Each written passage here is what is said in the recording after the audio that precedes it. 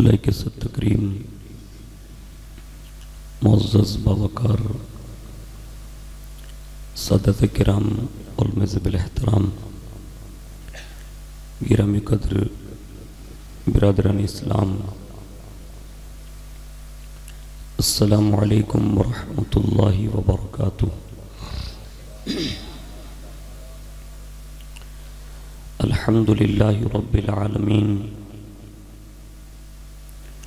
والعاقبۃ للمتقین والصلاة والسلام علی سید الانبیاء والمرسلین وعلی آلہ واصحابہ وازواجہ وذریاتہ واہل بیتہ وابنہ الغوث الاعظم الجیلانی ومعین الملت والدین والشیخ الاسلام والمسلمین اعلی الحضرت الامام احمد رضا وعلی عباد اللہ الصالحین اجمعین، اما بعد فاعوذ باللہ من الشیطان الرجیم، بسم اللہ الرحمن الرحیم۔ وَلَنَبْلُوَنَّكُمْ بِشَيْءٍ مِّنَ الْخَوْفِ وَالْجُوعِ ونقص من الأموال والأنفس والثمرات وبشر الصابرين، صدق اللہ العظیم وصدق رسوله النبی الامین المختار الکریم ونحن على ذلك لمن الشاہدین والشاکرین والحمد للہ رب العالمین۔ آئیے سب سے پہلے مذہب اہل سنت والجماعت یعنی کہ مسلک اعلیٰ حضرت کے قدیم دستور کے مطابق ہم سب کے آقا و مولا حضور سراپا نور سیدنا محمد الرسول اللہ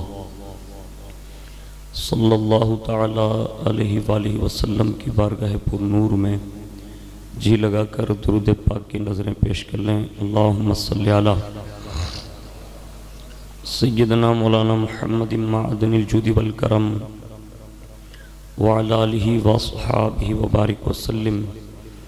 نبی اور آل نبی پر ایک بار اور محبت سے جی لگا کر درود شریف پڑھ لیں۔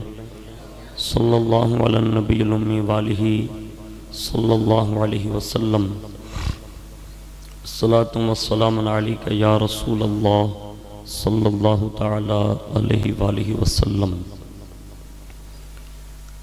اللہ رب العزت کی توفیق سے اور اس کے پیارے محبوب صلی اللہ تعالی علیہ وآلہ وسلم کے صدق و طفیل ماہ محرم الحرام شریف کی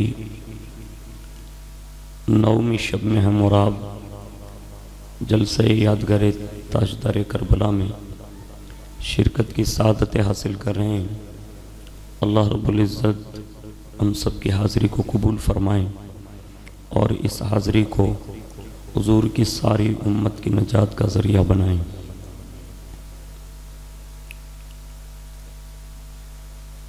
بارگاہ امام علی مقام حضرت سیدنا امام حسین رضی اللہ تعالی عنہ کی بارگاہ میں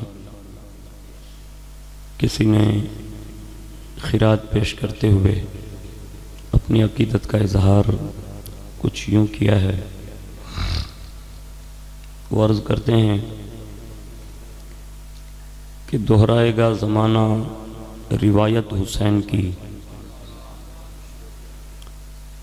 دہرائے گا زمانہ روایت حسین کی، ہر دور میں رہے گی ضرورت حسین کی، ہر دور میں رہے گی ضرورت حسین کی، اور دور یزید ہو کہ یہ دور جدید، دور یزید ہو کہ یہ دور جدید، ہر دور کے لیے ہے امامت حسین کی، ہر دور کے لیے ہے امامت حسین کی، اور دنیا حسین دوسرا پیدا نہ کر سکی، دنیا حسین دوسرا پیدا نہ کر سکی، لوحے جہاں پہ یہ ثبت ہے عظمت حسین کی، لوحے جہاں پہ یہ ثبت ہے عظمت حسین کی۔ اور کیا ہے حسین؟ تو کہا کہ حق کی صداقتوں کی نشانی حسین ہے، حق کی صداقتوں کی نشانی حسین ہے، دنیا میں انقلاب کا بانی حسین ہے، دنیا میں انقلاب کا بانی حسین ہے۔ اور کسی نے یوں عریضہ پیش کیا کہ ان کی ہمت پر علی شیر خدا کو ناز ہے، ان کی ہمت پہ علی شیر خدا کو ناز ہے، اس نواسے پر محمد مصطفیٰ کو ناز ہے، اور بادشاہ کربلا پر کربلا کو ناز ہے، بادشاہ کربلا پر کربلا کو ناز ہے، اور جنوں اور حوروں کو اس کی عظمت پر ناز ہے۔ سجدے تو سب نے کیے پر ان کا نیا انداز ہے، انہوں نے وہ سجدہ کیا جس پر خود خدا کو ناز ہے، انہوں نے وہ سجدہ کیا جس پر خود خدا کو ناز ہے۔ اور آگے بڑھ کر کسی نے داستان کربلا جو صدیوں سے سنائی جا رہی ہے، اس داستان کی طرف اشارہ کر کے یوں عریضہ پیش کیا تھا کہ تڑف اٹھتا ہے دل لفظوں میں دہرائی نہیں جاتی، تڑپ اٹھتا ہے دل لفظوں میں دہرائی نہیں جاتی، زباں پر کربلا کی داستاں لائی نہیں جاتی، زباں پر کربلا کی داستاں لائی نہیں جاتی۔ اور اداسی چھا رہی ہے روح پر شام غریباں کی، اداسی چھا رہی ہے روح پر شام غریباں کی، طبیعت ہے کہ بہلانے سے بہلائی نہیں جاتی۔ اور حسین ابن علی کے غم میں ہوں میں دنیا سے بیگانہ، حسین ابن علی کے غم میں ہوں میں دنیا سے بیگانہ، ہجوم خلق میں بھی میری تنہائی نہیں جاتی، ہجوم خلق میں بھی میری تنہائی نہیں جاتی۔ اور کہا شبیر نے عباس تم مجھ کو دو سہارا، کہا شبیر نے عباس تم مجھ کو دو سہارا، کہ تنہا لاش اکبر مجھ سے اٹھائی نہیں جاتی، کہ تنہا لاش اکبر مجھ سے اٹھائی نہیں جاتی۔ سنا ہے کربلا کی خاک ہے ایک سیر سے بھی بڑھ کر، سنا ہے کربلا کی خاک ہے ایک سیر سے بھی بڑھ کر، یہ مٹی آنکھ میں لینے سے بنائی نہیں جاتی، یہ مٹی آنکھ میں لینے سے بنائی نہیں جاتی۔ اور میں مفلس تو تونگر میں ہوں منگتا اور تو ہے داتا، میں مفلس تو تونگر میں ہوں منگتا اور تو ہے داتا، میرے کشکول کا در سے تیرے رشتہ پرانا ہے، میرے کشکول کا در سے تیرے رشتہ پرانا ہے۔ ایک بار بڑی محبت کے ساتھ درود شریف پڑھ لیں، اللہم صلی علی سیدنا مولانا محمد معدن الجود والکرم وعلی آلہ واصحابہ وبارک وسلم، صلاۃ و سلام علیک یا رسول اللہ صلی اللہ تعالی علیہ وآلہ وسلم۔ قرآن عظیم میں اللہ رب العزت نے اپنے مخصوص بندوں کی آزمائش، امتحان اور ان کی پریکشا کا ذکر کرتے ہوئے یوں ارشاد فرمایا کہ ضرور ہم تمہیں آزمائیں گے کچھ ڈر اور بھوک سے، اور کچھ مالوں اور جانوں اور پھلوں کی کمی سے، اور خوشخبری سنو اے صبر والو۔ اس قرآن عظیم کی آیت کے مطابق اگر ہم اور آپ پوری داستان کربلا کو اگر دیکھیں تو ہر انداز میں حضرت امام علی مقام رضی اللہ تبارک و تعالی عنہ کا امتحان ہوا، آزمائش ہوئی، اور کائنات یہ بھی جانتی ہے کہ یہ شہادت گہے الفت میں قدم رکھنا ہے، یہ شہادت گہے الفت میں قدم رکھنا ہے۔ لوگ آسان سمجھتے ہیں مسلمان ہونا، لوگ آسان سمجھتے ہیں مسلمان ہونا۔ کائنات کا ایک دستور رہا ہے کہ ایمان اور کفر، حق اور باطل، جنتی اور جہنمی، سچے اور جھوٹے، ان کی پہچان اگر کسی میدان میں ہوتی ہے تو امتحان کے میدان میں ہوتی ہے۔ ہاں، اس لیے کہ ہم اور آپ جو عشاق تلاش کرتے ہیں نا، وہ بازاروں میں نکل کر تلاش کرتے ہیں۔ ہر جگہ پر عاشق پہچانا نہیں جاتا۔ عاشق کی سب سے بڑی پہچان یہ ہے کہ وہ میدان امتحان میں پرکھا جاتا ہے، اور کائنات نے یہ امتحان بھی امام حسین رضی اللہ تعالیٰ عنہ کا دیکھا کہ بچپن سے لے کر صبر کا امتحان دے رہے تھے۔ چند سالہ عمر ہوئی تھی تو چند سالہ عمر میں حضرت امام علی مقام رضی اللہ تعالیٰ عنہ نے اپنے نانا جان صلی اللہ تعالیٰ علیہ وآلہ وسلم کی جدائی کو برداشت کیا۔ چند مہینے نہیں بیتے کہ اسی وقت آپ کی والدہ کی جدائی کا آپ نے غم برداشت کیا، یعنی صبر کیا۔ اور چند روز نہیں بیتے تو ایک عرصے کے بعد حضرت ابوبکر صدیق، فاروق اعظم، عثمان غنی کی جدائی کا غم برداشت کیا۔ ایک زمانہ وہ آیا کہ کوفہ کی سرزمین جب منتقل ہو گئے تو حضرت علی المرتضیٰ رضی اللہ تعالیٰ عنہ کی شہادت کا وہ پس منظر بھی آپ نے اپنی نگاہوں سے ملاحظہ کیا۔ تھوڑا عرصہ اور بیتا تو حضرت امام حسن مجتبیٰ رضی اللہ تبارک و تعالیٰ عنہ کی شہادت کا وہ غمناک پس منظر آپ نے اپنی نگاہوں سے ملاحظہ فرمایا۔ یعنی پتہ یہ چلا کہ امام حسین کا 56 سال میں امتحان نہیں ہوا، بلکہ بچپن سے امتحان ہر میدان میں ہوا، اور ہر میدان میں امام حسین نے صبر سے کام لیا۔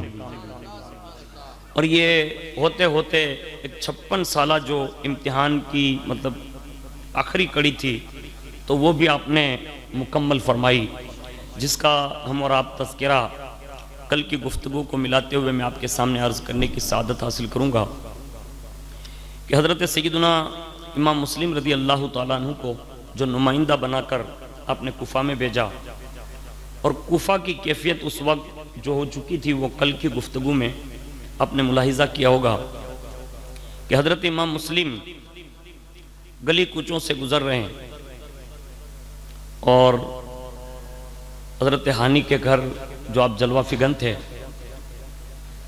تو جب آپ کی تلاش شروع ہو گئی تو حضرت ہانی رضی اللہ تعالیٰ عنہ کو تو پتہ ہی تھا کہ ابن زیاد جو ہے وہ مجھے جانتا ہے اور میرے ساتھ کیا ہونے والا ہے۔ اسی انداز میں اس نے تلاشی شروع کروائی۔ حضرت ہانی کی عیادت کے لیے بھی وہ گیا خود بھی، اور اس کے بعد جب کہیں بھی حضرت مسلم کا اسے پتہ نہیں چلا تو اس نے پھر تلاشی شروع کروا دی۔ ابن زیاد کے نمائندے کوفہ کے گلی کوچوں، بازار، ہر جگہ مطلب حضرت امام مسلم کی تلاش میں ہیں، لیکن حضرت ہانی نے اس انداز میں آپ کو چھپا کر رکھا تھا کہ حضرت مسلم کا کوئی پتہ نہیں لگا پایا۔ اور دشمن جو ہے عجیب و غریب چال چلتا ہے، اور کائنات میں تاریخ واقعہ کربلا میں یہ بات نقل ہے کہ ابن زیاد نے ایک جاسوس تیار کیا جس کا نام معقل تھا، ہاں، اور اس کو اس کام پہ لگا دیا کہ تو اس بات کی جاسوسی کر اور پتہ لگا کہ امام مسلم کن کے گھر میں چھپے ہوئے ہیں۔ اب دیکھو جاسوسی کرنے کے لیے کیا کیا کرتے تھے۔ آج بھی پوری دنیا میں مسلمانوں کے حوالے سے جو چھان بین ہو رہی ہے نا، وہ کربلا ہمیں آپ کو یہ تجربہ کرا رہی ہے اور یاد دلا رہی ہے کہ ہر زمانے میں تمہارے ساتھ ایسا ہوگا۔ تو اس زمانے میں اس بندے نے کیا کیا، جو معقل نام کا جاسوس تھا، وہ مسجد چلا گیا اور مسجد میں بیٹھ کر اس نے لوگوں کے چہرے پڑھنا شروع کیا، یہاں تک کہ اسی مسجد میں بیٹھے بیٹھے مسلم بن اوسجہ اسدی، یہ بڑے پرہیزگار بندے تھے، مسجد میں بیٹھے ہوئے تھے، تو جب سب چلے گئے یہ بیٹھے رہے تو یہ معقل بھی وہیں بیٹھا رہا، اور جیسے آپ نوافل وغیرہ سے فارغ ہوئے تو اس نے پوچھا، سلام کر کے کہا کہ میں آپ سے کچھ بات کرنا چاہتا ہوں، کہا فرمائیں۔ کہا میں جو ہوں ملک شام سے آیا ہوں اور محب اہل بیت ہوں، مجھے بھی امام حسین کی زیارت کا بڑا شوق ہے، تو میں ان کی خدمت میں حاضر ہو جاتا ہوں۔ جبکہ مکہ مکرمہ میں ان کی زیارت کے لیے میں حاضر ہوا تھا تو انہیں بہت فکر مند پایا۔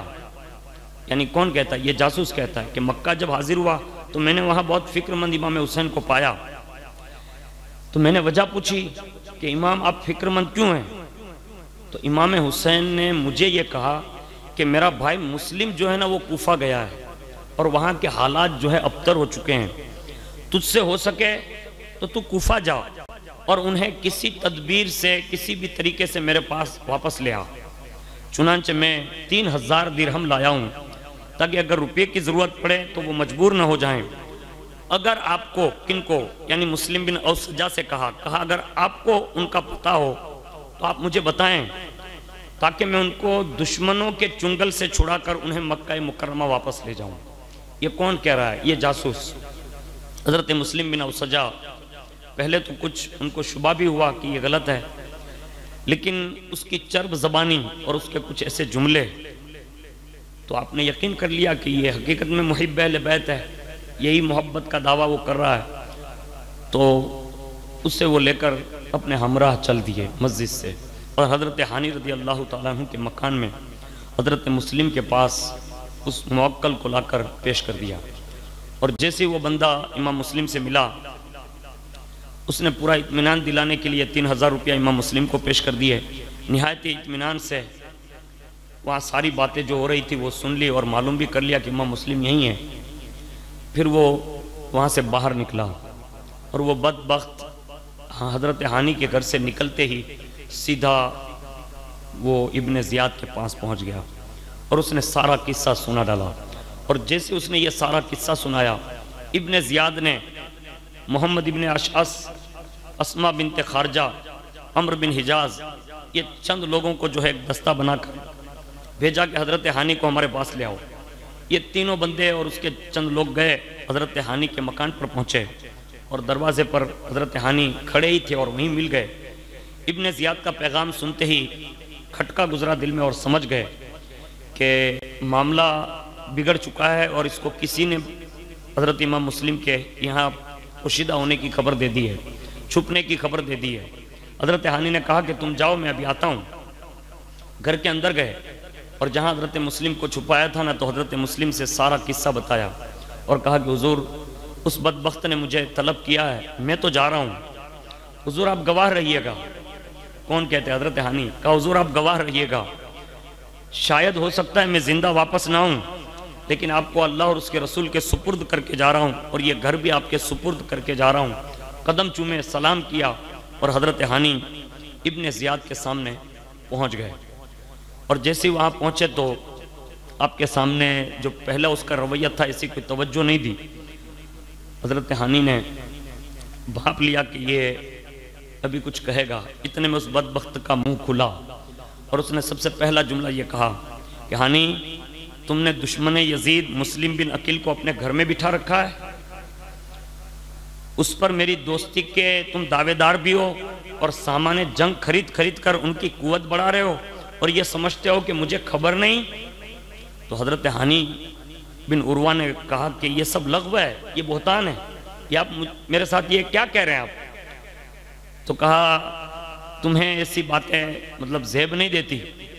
اس پر ابن زیاد نے کہا موکل نامی جاسوس کو بلاؤ، اور جیسے یہ کہا نا تو وہ بدبخت موکل سامنے آیا، اور جیسے حضرت حانی نے دیکھا نا تو دیکھتے ہی حضرت حانی نے تیش میں آ کر کہا او مردود، حرام خور، دغا باز، یہ سب تیری ہی لگائی ہوئی آگ ہے، یعنی تو نے ہی ایک رسول اللہ کے بیٹے اور خاندان اہل بیت کی جاسوسی کی اور تو محب بن کر آیا اور تو نے اس بدبخت کو بتا دیا۔ ابن زیاد نے کہا حانی موکل کو کچھ نہ کہو، اسی میں تمہاری خیریت ہے، بند ہو جاؤ اور مسلم کو لا کر میرے سامنے حاضر کر دو، تمہاری بھلائی اسی میں ہے۔ اللہ اکبر۔ حضرت حانی نے محبت اہل بیت کا ثبوت پیش کرتے ہوئے کہا سنو، اپنی جان تو دے سکتا ہوں لیکن خاندان اہل بیت کے اس فرد کو تیرے حوالے نہیں کر سکتا۔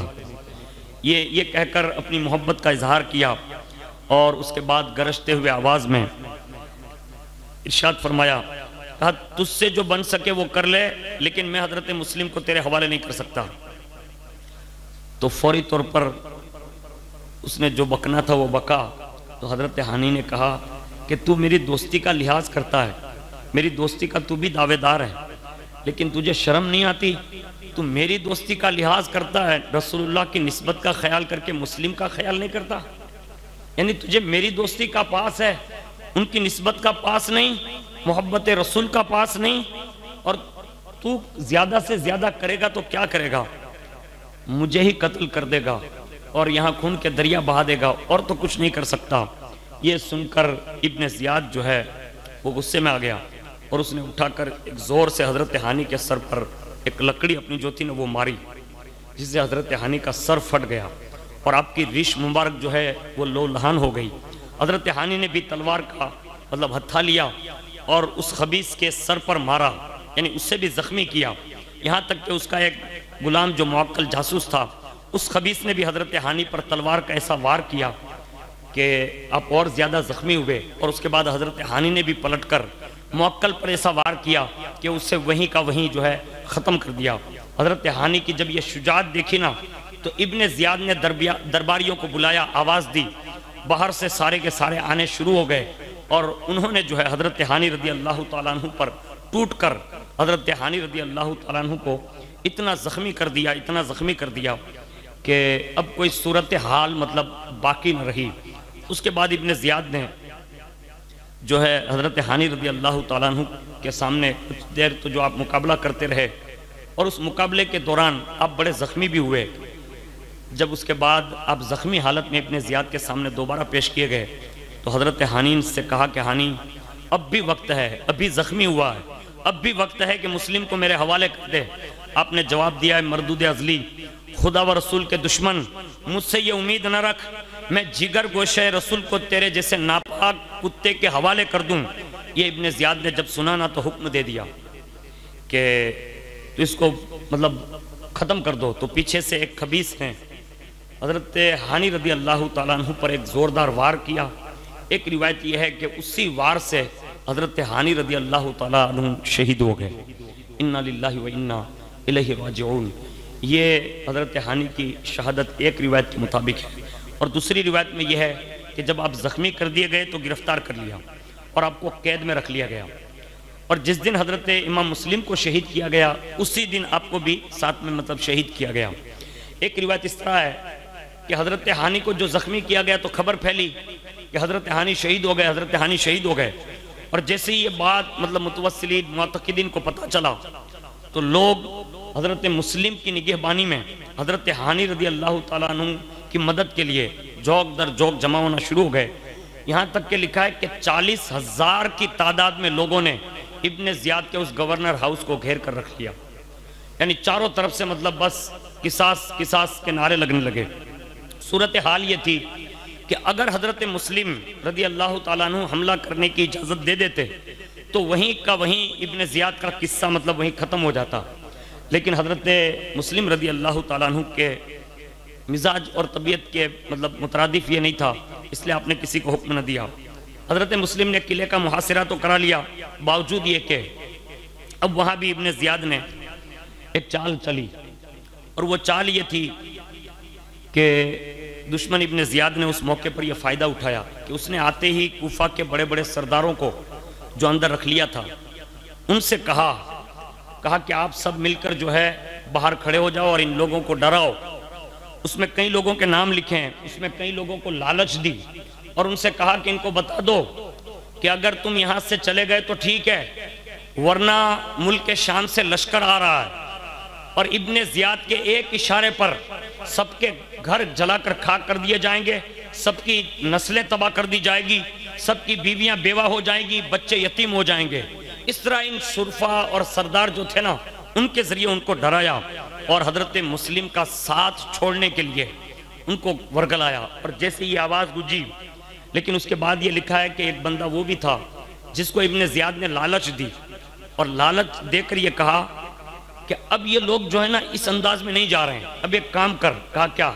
کہا تو وہاں کھڑا ہو کر یہ کہہ دے کہ حضرت ہانی جو ہے نا وہ شہید نہیں کیے گئے، وہ ابھی زندہ ہے، یعنی ان کی زندگی کا ثبوت سنیں گے نا تو کم از کم ان کے رشتہ دار اور ان کے قبیلے کے لوگ یہاں سے رفع دفع ہو جائیں گے۔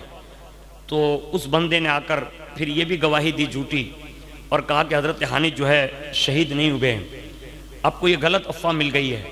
بس یہ کہا، جیسے یہ سنانا تو لوگ بکھرنا شروع ہو گئے۔ حضرت مسلم رضی اللہ تعالیٰ عنہ فرماتے ہیں کہ جب یہ نکلنے لگے نا تو اسی انداز میں میں نے دیکھا کہ چلتے چلتے 40,000 کا مجمع تھوڑی دیر نہیں گزری نا تو میرے ساتھ میں سے غائب ہو گیا، یعنی کوئی ساتھ دینے والا حضرت مسلم کا اس وقت ساتھ میں نہ رہا۔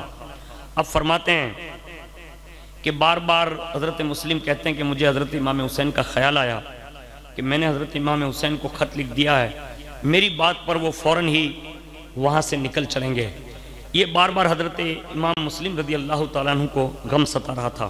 اسی حالت میں حضرت مسلم جب وہاں سے نکلے تو سامنے ایک گھر دیکھا، تو اس گھر کے اوپر ایک عورت جو ہے بیٹھی ہوئی تھی جس کا نام طوعہ بتایا جاتا ہے۔ اب اس کے قریب جا کر کہتے ہیں کہ مجھے پیاس لگی ہے، پانی ہو تو پلا دیں۔ تو اس عورت نے حضرت مسلم کو پانی کا پیالہ پیش کیا، اور جیسے ہی پانی پیا تھوڑی دیر ہوئی بیٹھے رہے تو کہا کہ آپ جاتے کیوں نہیں، آپ اپنے گھر تشریف لے جائیں۔ بس اتنا سننا تھا۔ حضرت مسلم رضی اللہ تعالیٰ عنہ کی آنکھیں غم حسین میں اشک بار تھی، رونے لگے۔ کہا آپ روتے کیوں ہیں، آپ گھر جاتے کیوں نہیں؟ کہا یہاں میرا کوئی گھر نہیں ہے، یہاں میرے کوئی ساتھ نہیں ہے۔ تو کہا آپ کون ہیں؟ کہا آپ نے مجھے پہچانا نہیں، میرا نام ہی مسلم بن عقیل ہے۔ جیسے ہی طوعہ نے یہ نام سنا نا تو طوعہ نے کہا آپ ہی مسلم بن عقیل ہے؟ کہا ہاں۔ کہا آپ تو رسول اللہ کے خاندان کے فرد ہیں، اب اندر آئیے، میری قسمت کا ستارہ بلند ہو گیا کہ آپ جیسی شخصیت میرے گھر پر تشریف لائی ہیں، آپ اندر آ جائیں۔ حضرت مسلم کو اندر لیا اور جو کچھ بھی نظر پیش کرنی تھی وہیں اس نے مہمان نوازی کرنا تھی وہ پیش کی۔ یہ ماں جو طوعہ نام کی عورت تھی وہ خدمت کر رہی ہے۔ کبھی کبھی ایسا بھی ہوتا ہے نا کہ جنتی ماں کے یہاں کوئی جہنمی بیٹا بھی جنم لیتا ہے، اسی میں اس کا بیٹا بنام بلال جس کا تھا وہ بھی آ گیا، اور جیسے وہ آیا نا تو ماں نے تو خدمت کر کے حجرے میں جہاں حضرت امام مسلم کو رکھنا تھا وہیں رکھا، اور اپنے بیٹے سے بھی خوشی خوشی کہا بلال آج ہماری قسمت کی معراج ہے، آج رسول اللہ کے خاندان کے فرد عظیم حضرت امام مسلم ہمارے گھر میں موجود ہیں۔ اب اس نے وہ جو ابن اشعث کا مطلب چیلا تھا دل ہی دل میں مطلب مسکرایا، اور اندر جو گھٹن اس کی ہو رہی تھی اس کا اظہار نہیں کیا۔ ماں کے ساتھ اس نے کہا بہت بڑی بات ہے، میں بھی ان کی خدمت کروں گا۔ اسی میں وہ لڑکا بھی امام مسلم کی مطلب حجرے میں آتا جاتا خدمت کرتا رہا۔ کہا ماں آج رات ہے نا امام مسلم کی مطلب پہرے داری میں کروں گا، آپ آرام سے سو جائیں۔ اللہ اکبر۔ حضرت مسلم رضی اللہ تعالیٰ عنہ کے ساتھ وہ بیٹھتا اٹھتا اور بار پہرے داری کرتا۔ رات کا جب آدھا پہر گزرانا تو وہ بدبخت بغیر مطلب پوچھے کہے ہوئے وہ محمد بن اشعث اور ابن زیاد کے پاس جا کر کہلا آیا، کہا کہ جن کی آپ کو تلاش ہے نا وہ میرے ہی گھر میں چھپے ہوئے ہیں۔ اور بس ابن زیاد نے جیسے یہ سنا اسی وقت محمد ابن اشعث اور اس کے 500 سوار کو اس نے حکم دیا، کہا صبح کی سفیدی نمودار ہو اس سے پہلے مکان کا جو ہے محاصرہ کر لیا جائے، یعنی اس کو گھیر لیا جائے اور مسلم بن عقیل کو گرفتار کر لیا جائے۔ اسی رات میں جس رات میں حضرت امام مسلم اپنے حجرے اور اپنے بستر پر لیٹے ہوئے آنکھیں بند ہوئی تھوڑی دیر، جیسی آنکھیں بند ہوئی نا تو کیا دیکھا، مصطفیٰ جان رحمت صلی اللہ علیہ وسلم خواب میں تشریف لے آئے اور حضور کا دیدار ہوا۔ جیسے حضور کا دیدار ہوا نا تو آپ فرماتے ہیں حضور صلی اللہ علیہ وسلم نے فرمایا، حضرت مسلم بن عقیل کہتے ہیں کہ رأیت رسول اللہ صلی اللہ علیہ وسلم وہو یقول الوحن العجل وما اظن الا انہو آخر ایام من الدنیا، کہ میں نے اللہ کے پیارے حبیب صلی اللہ علیہ وسلم کا دیدار کیا۔ حضور نے مجھ سے فرمایا امام مسلم جلدی کرو جلدی کرو، میں نے جان لیا ہے کہ یہ دنیا میں آپ کا آخری دن ہے، یعنی اب زیادہ دن آپ دنیا میں نہیں رہیں گے۔ حضرت مسلم فرماتے ہیں کہ میں فوراً اس خواب کے بعد اٹھا اور فجر کی نماز کا وقت ہو چکا تھا۔ میں ابھی فجر کی نماز پڑھ کر مصلی ہی پر بیٹھا ہوا تھا کہ پیچھے سے گھوڑوں کے ٹاپوں کی آواز آئی، اور جیسی یہ آواز آئی نا تو میں نے طوعا اس عورت سے پوچھا، خاتون سے، کہ یہ کیا ہے؟ تو حضرت طوعا نے کہا کہ مجھے تو کچھ پتہ نہیں۔ حضرت مسلم نے فرمایا، کہا ہو کیا رہا ہے؟ کہا گھوڑوں کے ٹاپوں کی آواز ہے، میرے گھر کو تو مطلب محاصرے میں لیا جا رہا ہے۔ حضرت مسلم اٹھے، بدن پر جنگی جو سامان ساتھ میں تھا وہ ہتھیار سجائے اور مقابلے کے لیے مکمل تیار ہو گئے، اور حضرت طوعا سے پوچھا، حضرت طوعا نے پوچھا کہ حضور ارادہ کیا ہے؟ تو آپ نے فرمایا کہ مقابلے کے سوا کوئی چارہ نہیں ہے، یعنی بزدلی کی موت مرنے سے بہتر ہے کہ ہمت اور حوصلے کی شہادت دی جائے، یعنی ہم لوگ بزدل نہیں ہیں، تو اس انداز میں تیار ہوں، اب مقابلہ ہوگا۔ اور اس کے بعد حضرت امام مسلم نے فرمایا، کہا طوعا تم نے جو ہمارے ساتھ اچھا سلوک کیا ہے نا، اللہ تجھے اس کا بدلہ ضرور عطا فرمائے گا، یعنی شکریہ ادا کیا۔ اور اس کے بعد حضرت طوعا جب بے قرار ہو کر رونے لگی اور کہا کہ حضور آپ باہر نہ جائیں، یہ لوگ آپ کو شہید کر دیں گے۔ حضرت مسلم نے فرمایا، اگر میں باہر نہیں جاتا، خیال دیکھیں، امتی کا خیال دیکھیں، کہا طوعا اگر میں باہر نہیں جاتا تو کہیں ایسا نہ ہو کہ وہ میری وجہ سے تیرے مکان میں کہیں آگ نہ لگا دیں، یعنی اس لیے مجھے باہر جانا ہی ہوگا۔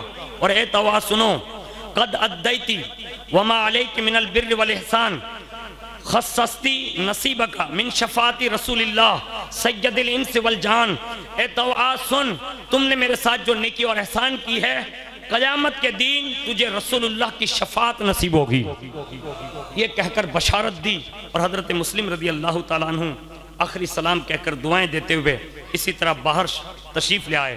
ایسا لگتا تھا کہ باہر آتے ہی آپ نے لوگوں کو للکارا، اور جیسی آپ نے ان لوگوں کو للکارا نا تو مورخ لکھتا ہے کہ ایسا لگتا تھا کہ محمدی کچھار کا شیر باہر آیا ہے اور برجستہ کہا، ہے کسی ماں کے جوان میں یہ طاقت کہ جس کو یہ دودھ پلایا ہو اور مسلم بن عقیل کا وہ مقابلہ کر لیں۔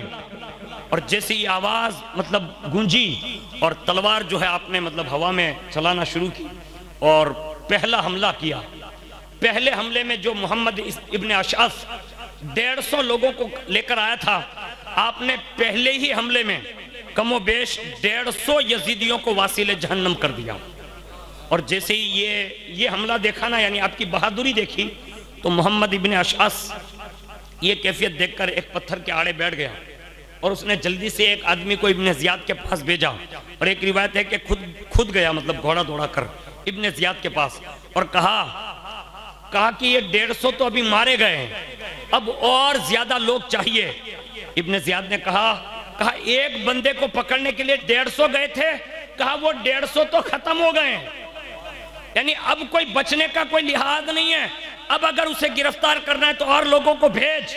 وہ اور آگ بگولا ہوا، اور جب اور بھڑکانا تو محمد ابن اشعث نے کہا، تو سمجھ رہا ہے کہ ایک آدمی ہے لیکن وہ 1000 پر بھاری ہے، اور میں نے اس کی ہیبت دیکھی ہے کہ وہ جب للکارتا ہے نا تو ایسا لگتا ہے جیسے شیر گرجتا ہے، اس کی دھاڑ میں اتنی ہیبت ہے، جلدی سے کچھ آدمیوں کو بھیج۔ اللہ اکبر۔ پھر ابن زیاد نے 500 سواروں کو روانہ کیا، کہا 500 سوار لے جاؤ۔ اس کے بعد جیسے ہی آپ کے سامنے وہ 500 آئے نا تو 500 کے 500 کو بھی آپ نے چنے چبوا دیے، اور کئی سو یزیدیوں کو اس میں سے بھی آپ نے واصل جہنم کیا۔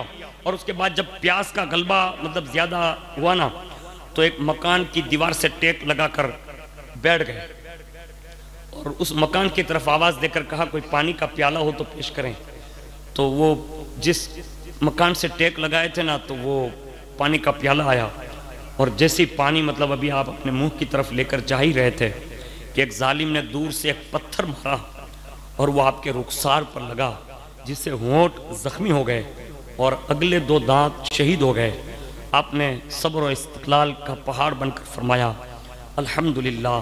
پھر کہا میرے رب، یہ دنیا کا پانی میری قسمت میں نہیں ہے، میری قسمت میں تو نے حوض کوثر کا پانی لکھا ہے۔ اللہ کا شکر ادا کیا، اور اس کے بعد محمد بن اشعث کندی نے دیکھا کہ تلوار کے ذریعے اب مسلم کا مقابلہ نہیں ہو سکتا، اور وہ جو ہے قابو میں نہیں آ سکتے، تو انہوں نے آپس میں مشورہ کیا، اور مشورہ کر کے جلدی سے ان بدبختوں نے اسی راستے پر جہاں حضرت مسلم ٹیک لگا کر بیٹھے تھے وہیں انہوں نے گڑھا کھودا اور اس پر مٹی بھی ڈالی اور اپنے ایک فوجی دستے کو سمجھایا کہ وہ حضرت مسلم کو دکھانے کے لیے ادھر سے حملہ کریں، اس طرح سے وہ پیچھے ہٹیں گے تو لا علمی میں یعنی ان کو پتہ نہیں ہوگا اور وہ گڑھے میں گر جائیں گے، پھر ان کو گرفتار کر لیا جائے گا۔ ایک مرتبہ درود شریف پڑھ لیں، اللہم صلی علی سیدنا مولانا محمد معدن الجود والکرم، اور تھوڑا تھوڑا آپ لوگ آگے آتے جائیں تاکہ پیچھے آنے والے لوگوں کو جگہ مل سکے، تھوڑا تھوڑا آگے آ جائیں۔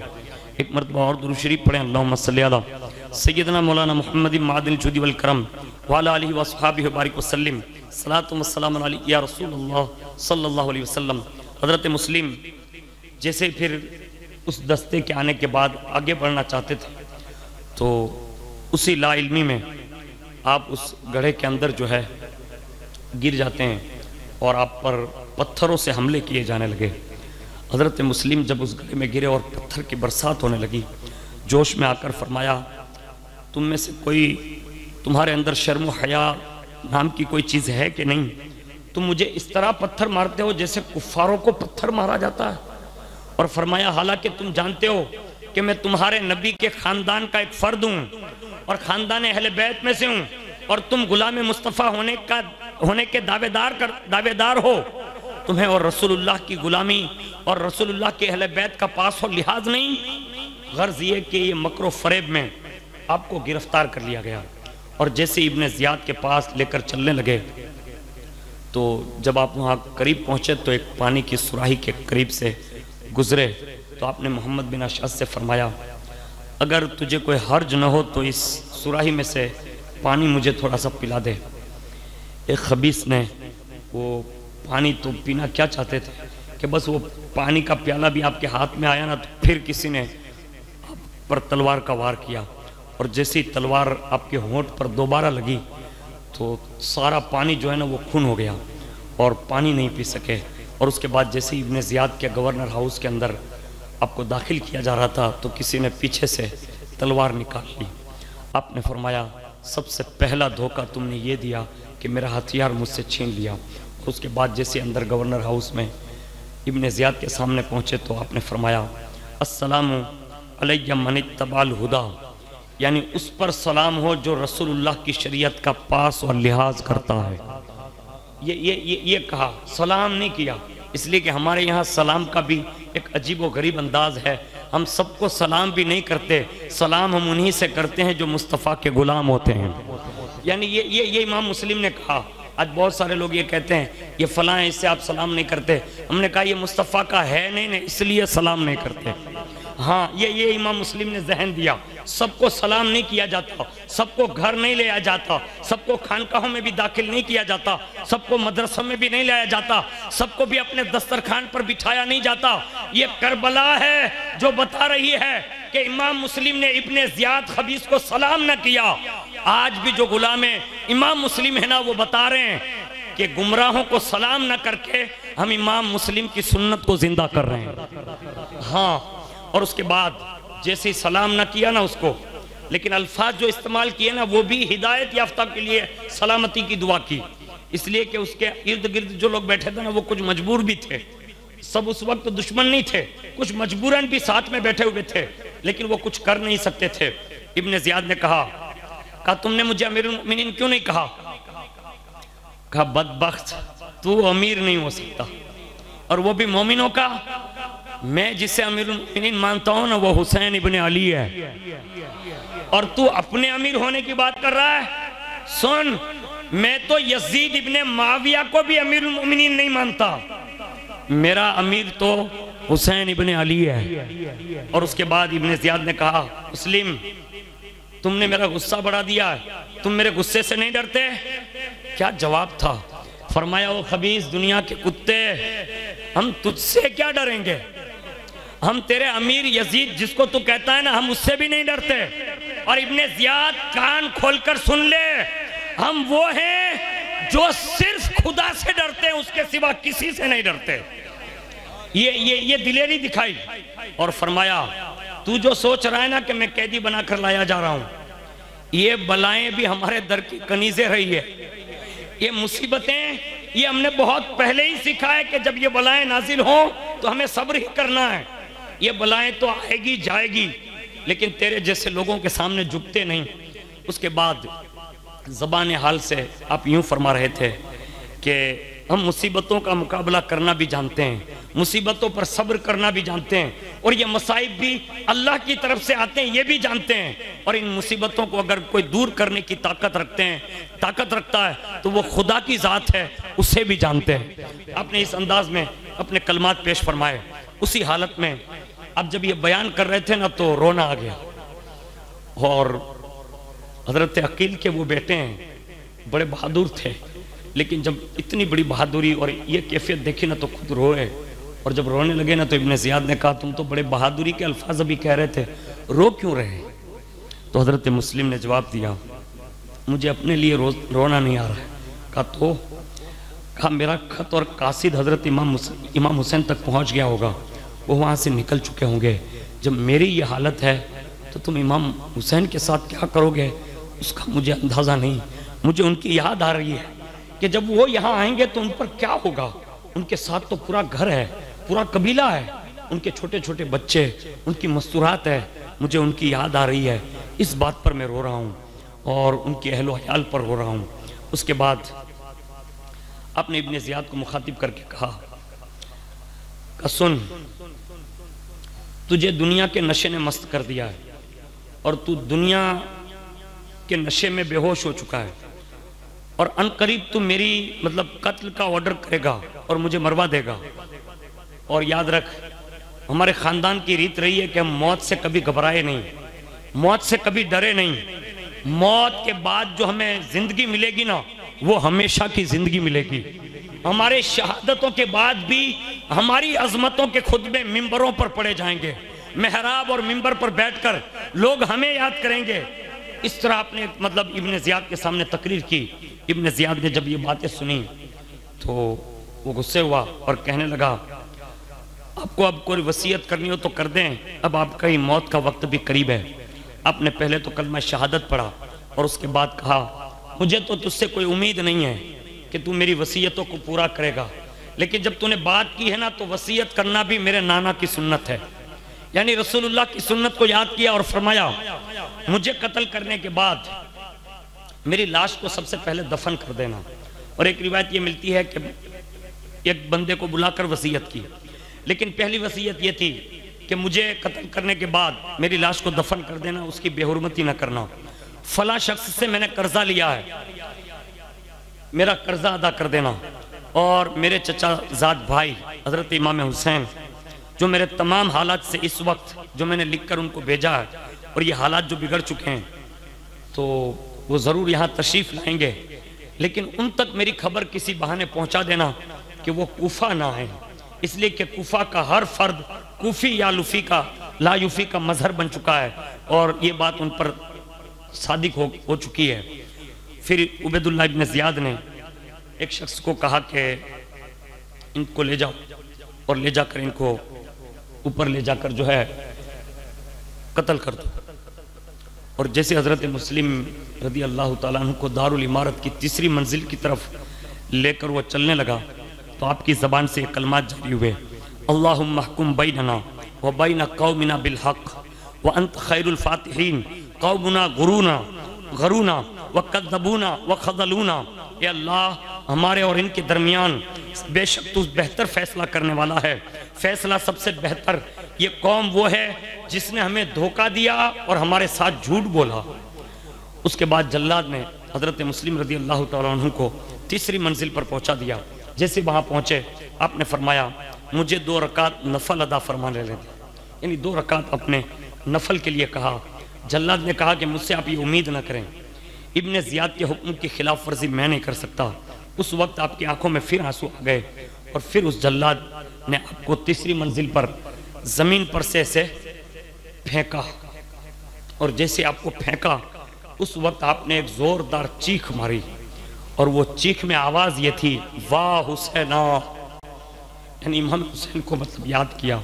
اور زمین پر جب گرے نا تو سر کے بل گرے, سر مبارک جیسے زمین سے ٹکرایا تو حضرت امام مسلم کا سر پاش پاش ہو گیا، اور اسی وقت آپ کی روح انور جو ہے پرواز کر گئی۔ انا للہ و انا الیہ راجعون۔ جب امام مسلم شہید ہو گئے تو ابن زیاد نے بکیر ابن عمرو کو بھیجا باہر، کہا جا کر مسلم کا سر جو پاش پاش ہو چکا ہے اس کو مطلب تن سے جدا کر دے۔ اور جیسے یہ سر کاٹنے کے ارادے سے یہ بکیر ابن عمرو جب آگے بڑھا نا، تو آپ کے جسم اقدس کے وہ جب بالکل قریب ہوا نا، تو جیسے اس نے مطلب الگ کرنا چاہا، تو جیسے ہاتھ اٹھایا نا، تو اللہ کی قدرت کا کرشمہ دیکھیے کہ وہ بکیر ابن عمرو کے ہاتھ دونوں شل ہو گئے، یعنی وہ ہاتھ بیکار ہو گئے۔ ابن زیاد کو اطلاع دی، اس نے بکیر کو بلایا، کہا ہوا کیا؟ اور اس نے پوچھا کہ بتا تو صحیح کہ تو نے یہ کیا اور یہ تیرے ہاتھ سل کیسے ہو گئے؟ اس نے کہا تو یہ دیکھ رہا تھا کہ مسلم کی لاش پڑی ہے؟ کہا ہاں۔ کہا جب میں ان کے قریب گیا نا تو ایک ہیبت ناک شکل اور غضب ناک ایک شخص ان کے پاس بیٹھا ہوا تھا، اور اپنے دانتوں میں انگلیاں ڈال کر چبا کر کہتا تھا ان کے قریب نہ آنا۔ یعنی یہ دیکھ کر مجھ پر حملہ ہو گیا، مطلب پیرالیسس کا، اور میرے ہی ہاتھ سن ہو گئے اور مجھ میں جان نہ رہی۔ یہ سن کر ابن زیاد جو تھا نا وہ بدبخت تو تھا ہی، اس نے مغرورانہ انداز میں مطلب کہا لگایا اور وہ ہنسا۔ اس نے دوسرے شخص کو بھیجا، کہا یہ بکیر جو ہے نا وہ ایسا پاگل پن کر رہا ہے، تو جا۔ دوسرے شخص کو بھیجا، اور جیسے ابھی امام مسلم کے لاش کے قریب وہ پہنچا ہی تھا، دوسرا بھی بھاگتا ہوا ابن زیاد کے پاس اندر آ گیا۔ اس نے پوچھا تجھے کیا ہوا؟ اس نے کیا کہا وہ سنے۔ اس نے کہا ابن زیاد جب میں مسلم کی لاش کے قریب پہنچا نا تو میں نے قریب میں رسول اللہ کو ان کی لاش کے قریب دیکھا ہے، یعنی حضور جلوہ فکر نے۔ ابھی اس نے یہ جملہ پورا کیا، کس نے؟ ابن زیاد کے اس آدمی نے، اور اس نے وہیں ایک چیخ ماری، اور وہ چیخ مار کر ابن زیاد کا آدمی وہیں مر گیا۔ پھر ابن زیاد نے ایک شامی بدبخت کو بلایا اور اس خبیث سے کہا تو جا۔ وہ گیا اور حضرت مسلم رضی اللہ تعالیٰ عنہ کے جسم اقدس کو جو ہے وہ پاش پاش سر جو تھا اس کو تن سے جدا کر دیا۔ اور اس کے ساتھ ساتھ میں حضرت ہانی کے بارے میں نے ایک بات جو عرض کی تھی، پھر حضرت ہانی کو بھی بلایا اور اس بدبخت نے حضرت ہانی کو بھی حضرت مسلم کے ساتھ شہید کر دیا۔ انا للہ و انا الیہ راجعون۔ ابھی یہ حضرت مسلم بن عقیل کی یہ شہادت ہوئی، اس کے بعد ابن زیاد نے دوسرا اعلان یہ کیا کہ ان کے ساتھ جو ان کے 2 بچے تھے ان کی تلاشی لی جائے۔ جب ان کی تلاشی شروع ہوئی تو اس وقت حضرت مسلم بن عقیل کے دونوں صاحبزادے قاضی شریح کے گھر میں موجود تھے۔ وہ محب اہل بیت تھے، اور یہ غالباً وہی قاضی شریح ہے جو مولا کائنات کے زمانے میں قاضی رہے ہیں، یعنی جج رہے ہیں۔ ان کے گھر پہ یہ دونوں بچے تھے۔ جب ان کو پتہ چل گیا کہ حضرت مسلم کی شہادت ہو گئی، اللہ اکبر، تو انہوں نے دونوں بیٹوں کو شفقت سے ہاتھ پھیرا، اور ان کے سر پر جب رخساروں پر ہاتھ پھیر رہے تھے تو رو بھی رہے تھے، تو کہا کہ آپ ہم سے اتنی محبت کر رہے ہیں، ایسا لگ رہا ہے کہ جیسے لوگ یتیموں پر نہیں ہاتھ پھیرتے ہیں، ایسا لگ رہا ہے۔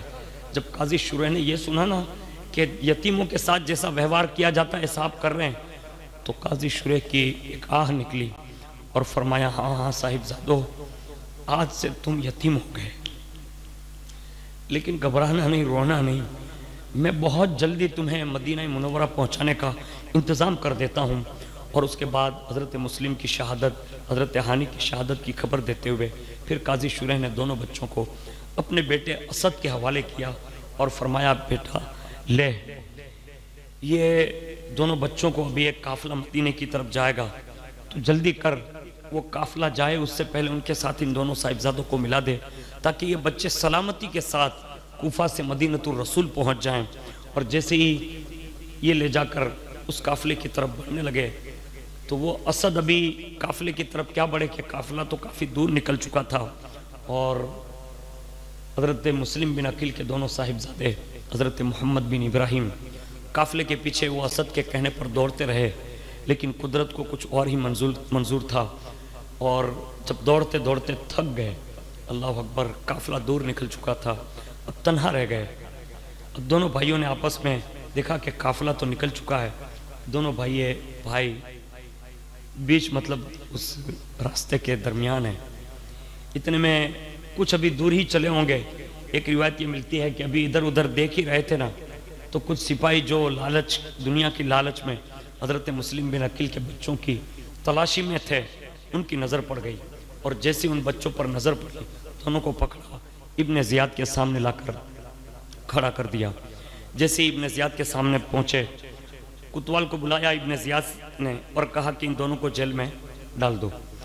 और उसके बाद यजीद के पास एक कासिद भेजा और कहा उसके पास से जो हुक्म आएगा इनके साथ यही सुलूक किया जाएगा।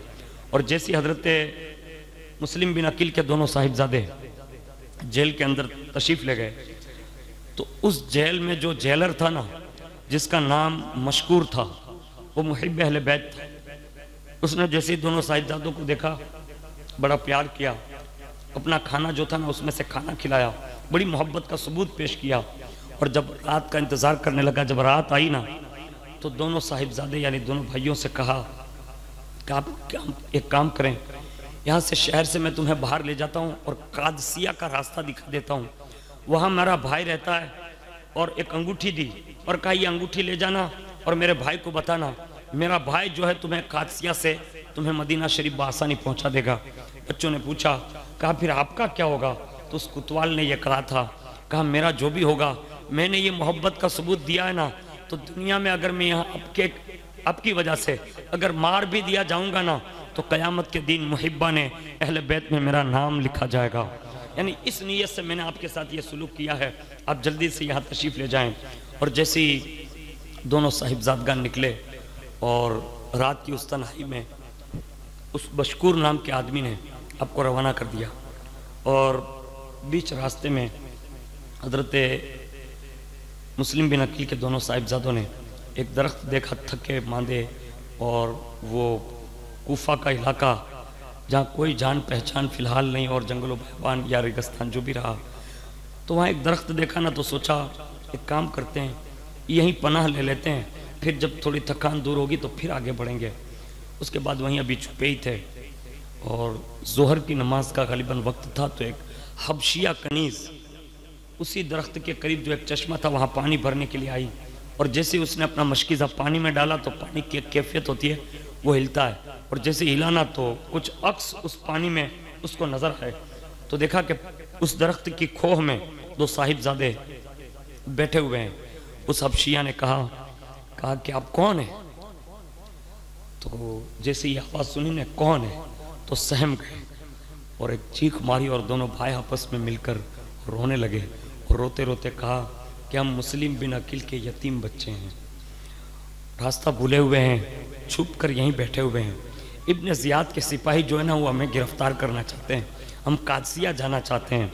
कनीज़ ने कहा, शहजादों घबराओ नहीं, मैं तुम्हारी कोई दुश्मन नहीं, मैं जिसकी कनीज़ हूँ ना, वो रसूलुल्लाह की अहले बैत से बड़ा प्यार करती है, मैं तुम्हें उनके घर ले चलती हूँ, वो तुम्हें बहुत अच्छे से रखेगी। अल्लाह अकबर। इस हबशिया कनीज़ ने दोनों साहिबजादों को लिया और अपनी मलिका यानी जिसके यहाँ एक कनीज़ थी उसको ले जाकर दे दिया।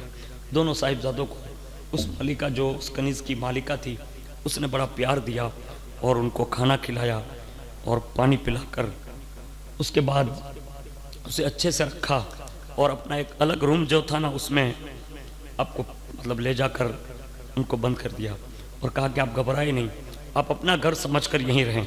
अल्लाह अकबर। इधर ये मशकूर जो सुबह में इब्न ज़ियाद के पास गया, मशकूर के साथ भी इब्न ज़ियाद ने बदबख्त ने यही किया। और उसके बाद हज़रत मुस्लिम बिन अकील रज़ी अल्लाह तआला अन्हु के साहिबजादे जिनके यहाँ ठहरे थे ना, रात का आधा पहर भी था, तो वो हारिस नाम का आदमी जिस खातून के यहाँ हज़रत मुस्लिम के बच्चे ठहरे थे, वो हारिस आया और उसने अपनी बीवी से खाना तलब किया। खाना तलब करने के साथ ही बीवी ने पूछा इतनी देर क्यों हो गई? तो कहा कि मैं मुस्लिम बिन अकील के बच्चों को तलाश कर रहा था और उन्हीं की तलाश में मेरा जानवर भी मर गया, यानी घोड़ा ऊँट जो भी था वो भी मर गया और मैं उनकी तलाश में था। और इब्न ज़ियाद ने उनकी तलाश पर बहुत बड़ा इनाम रखा है और मैं उसी की तलाश में हूँ। जैसे ये सुनाना तो बीवी मुहिब अहले बैत थी, उसने कहा ऐसी दुनिया पर तुम्हें थूकना चाहिए और तुम इसी दुनिया के पीछे पड़े हो और तुम उनकी तलाश कर रहे हो। وہ غصے میں ہوا، کہا کھانا ہو تو لا ورنہ میں اپنے روم میں جا کر سوتا ہوں۔ اس نے کھانا پیش کیا، کھانا کھایا، تھکا ہوا سیدھا اپنے حجرے میں گیا۔ جب رات کا تہائی پہر گزرانا تو یہاں حضرت مسلم بن عقیل کے بڑے صاحبزادے حضرت محمد اٹھے اور چھوٹے بھائی حضرت مسلم کو جگا کر کہا بھائی تیار ہو جا، اب ہمارا وقت ہو چکا ہے۔ میں نے ابھی خواب میں دیکھا ہے کہ نانا جان تشریف لائے ہیں، مولا کائنات تشریف لائے ہیں، حضرت سیدہ زہرا فاطمہ الزہرا بھی تشریف فرما ہے، حضرت سیدنا امام حسن مجتبیٰ بھی ہے اور وہ جنت میں ٹہل رہے ہیں۔ اچانک حضور کی نگاہ جو ہے ابا جان پر پڑی اور ابا جان سے یوں کہا مسلم تم جنت میں تنہا چلے آئے، بچے کہاں ہیں؟ اب بھائی تیار ہو جا، یہ ظالموں نے ہمارے پیچھے لوگ تو چھوڑ ہی رکھے ہیں، کہیں نہ کہیں سے یہ ہمیں ضرور پکڑ لیں گے اور ہمارا وقت قریب ہے کہ ہم بھی ابا جان کے پاس پہنچ جائیں گے۔ پھر دونوں بھائیوں نے ایک دوسرے سے گلے مل کر ہاتھ میں ہاتھ ڈال کر اور رات کی تنہائی میں اس حجرے میں تھوڑا سا رونا شروع کیا۔ ابھی یہ بھائیوں کی آواز بلند کیا ہوئی، وہ خبیث بیدار ہو گیا اور حارث اٹھا اپنی بیوی کو آواز دی اور کہا یہ کس کے رونے کی آواز ہے؟ بیوی نے بہت ٹالا، وہ بدبخت نہیں مانا، کہا ہو نہ ہو یہ ہمارے ہی گھر میں سے آواز آ رہی ہے۔ اس نے فوری طور پر خود ہی اٹھا اور اس نے چراغ روشن کیا اور اندر آگے بڑھنے لگا۔ جس حجرے میں یہ بچے آرام کر رہے تھے، جہاں رو رہے تھے، اس نے جیسے یہ دیکھا نا تو اس نے حجرہ کھولا اور دونوں صاحبزادوں کو دیکھا، کہا کون ہو؟ تو اب ان بچوں کو تو یہی معلوم تھا صاحبزادوں کو کہ یہ تو محبان اہل بیت کا گھر ہے۔ کہا مسلم بن عقیل کے جو ہے بچے ہیں۔ اور جیسے یہ حارث نے سنا نا تو اس نے وہیں تماچے مارنا شروع کر دیے اور اس نے مار کر کہا تم رات یہیں گزارو گے، صبح میں تمہاری خبر لوں گا۔ اس نے مار کر وہیں بند کر دیا دروازہ۔ جب صبح ہوئی اس بدبخت نے تلوار لی اور دونوں بھائیوں کو وہ بال مبارک سے پکڑ کر کھینچتا ہوا لے کر گھر سے باہر نکلنے لگا، دریائے کے کنارے لے گیا اور وہاں لے جا کر اس نے ان بچوں کو جو ہے تماچے مارے۔ وہاں اس کا غلام، اس کا ایک بیٹا اور اس کی بیوی، یہ تینوں بھی وہاں پہنچ گئے۔ بیوی نے بڑی منت سماجت کی، کہا اسے مت ماریے، لیکن جس کے آنکھوں کے آڑے دنیا اور دنیا کی لذتیں آ جاتی ہے نا، لالچ تھی نا اسے، اس بدبخت نے ایک بھی نہیں سنی۔ یہاں تک کہ حارث نے اپنی بیوی کو مارا بھی اور جیسے ہی بیوی کو مارنا شروع کیا تو غلام آڑے آیا، وہ غلام کو بھی مارا، یہاں تک کہ اس کا بیٹا آیا اس سے بھی مارا، یہاں تک کہ ان تینوں کو اس بدبخت نے جو ہے وہیں کا وہیں ڈھیر کر دیا اور ان کو کسی کو قتل کر دیا، کسی کو زخمی کر دیا۔ اور اس کے بعد دونوں بچوں کو لیا اور کہا کہ اب تمہارا وقت ہے۔ دونوں بچوں نے بڑی منت سماجت کرتے ہوئے کہا کہ حارث ایک کام کر، ہمیں قتل نہ کر، اگر تجھے پیسے کی اتنی ضرورت ہے یا لالچ ہے تو ہمیں کسی کے حوالے کر دے، یعنی بیچ دے، ہو سکتا ہے ابن زیاد جو تجھے انعام دے گا یہ کوئی اور بھی دے دے گا۔ لیکن اس بدبخت کی قسمت ہی پھٹی ہوئی تھی، اس نے کہا نہیں میں تمہیں جو ماروں گا اور جو تمہیں سزا کر کے قتل کر کے جو انعام ابن زیاد دے گا اتنا پیسہ مجھے کوئی اور نہیں دے گا۔ جب صاحبزادوں نے دیکھ لیا کہ اب یہ دنیا کا کتا ہمارے قتل کرنے کے سوا اور کوئی راستہ اختیار نہیں کر رہا ہے تو کہا ایک کام کر۔ کہا کیا؟ کہا ہمیں بھی 2 گانا ادا کر لینے دے، ہمیں بھی اپنے رب کی بارگاہ میں سجدہ ریز ہونے لے دے۔ کہا یہ موقع بھی تمہیں نہیں دیا جائے گا۔ معاذ اللہ اس بدبخت حارث نے دونوں صاحبزادوں کو یکجا کیا۔ اتنے میں حضرت ابراہیم یہ کہتے تھے، کہا مجھے قتل کر، میں اپنے بھائی کا تڑپنا نہیں دیکھوں گا۔ دوسرے نے کہا نہیں مجھے قتل کر، میں بھی اپنے بھائی کا قتل ہونا دیکھ نہ سکوں گا۔ یہ کے بعد دیگرے آگے بڑھ رہے تھے لیکن اس بدبخت نے دونوں میں سے ایک کی بھی نہ سنی اور اس کے بعد دونوں صاحبزادوں کو اسی دریا کے کنارے پر جب وہ قتل کرنے پر آمادہ ہوا، مورخین نے یہ لکھا کہ دونوں صاحبزادے سجدہ ریز ہو گئے۔ اس بدبخت حارث نے ایک ہی جھٹکے میں دونوں صاحبزادوں کو یک کے بعد دیگرے اسی فانی دنیا سے دار بقا کی طرف اس نے کچھ کرنے پر مجبور کیا اور دونوں صاحبزادے اس دنیا فانی سے کچھ کر گئے اور شہادت کا جام پی لیا۔ انا للہ و انا الیہ راجعون۔ اور اس کے بعد اس بدبخت نے جو ہے وہ دونوں جسم اقدس نازنین کو اسے فرات میں ڈالا اور خود دونوں سر لے کر جو ہے تشت میں ابن زیاد کے پاس گیا اور جیسے ابن زیاد نے تشت کھولا کہا یہ کس کے سر ہے؟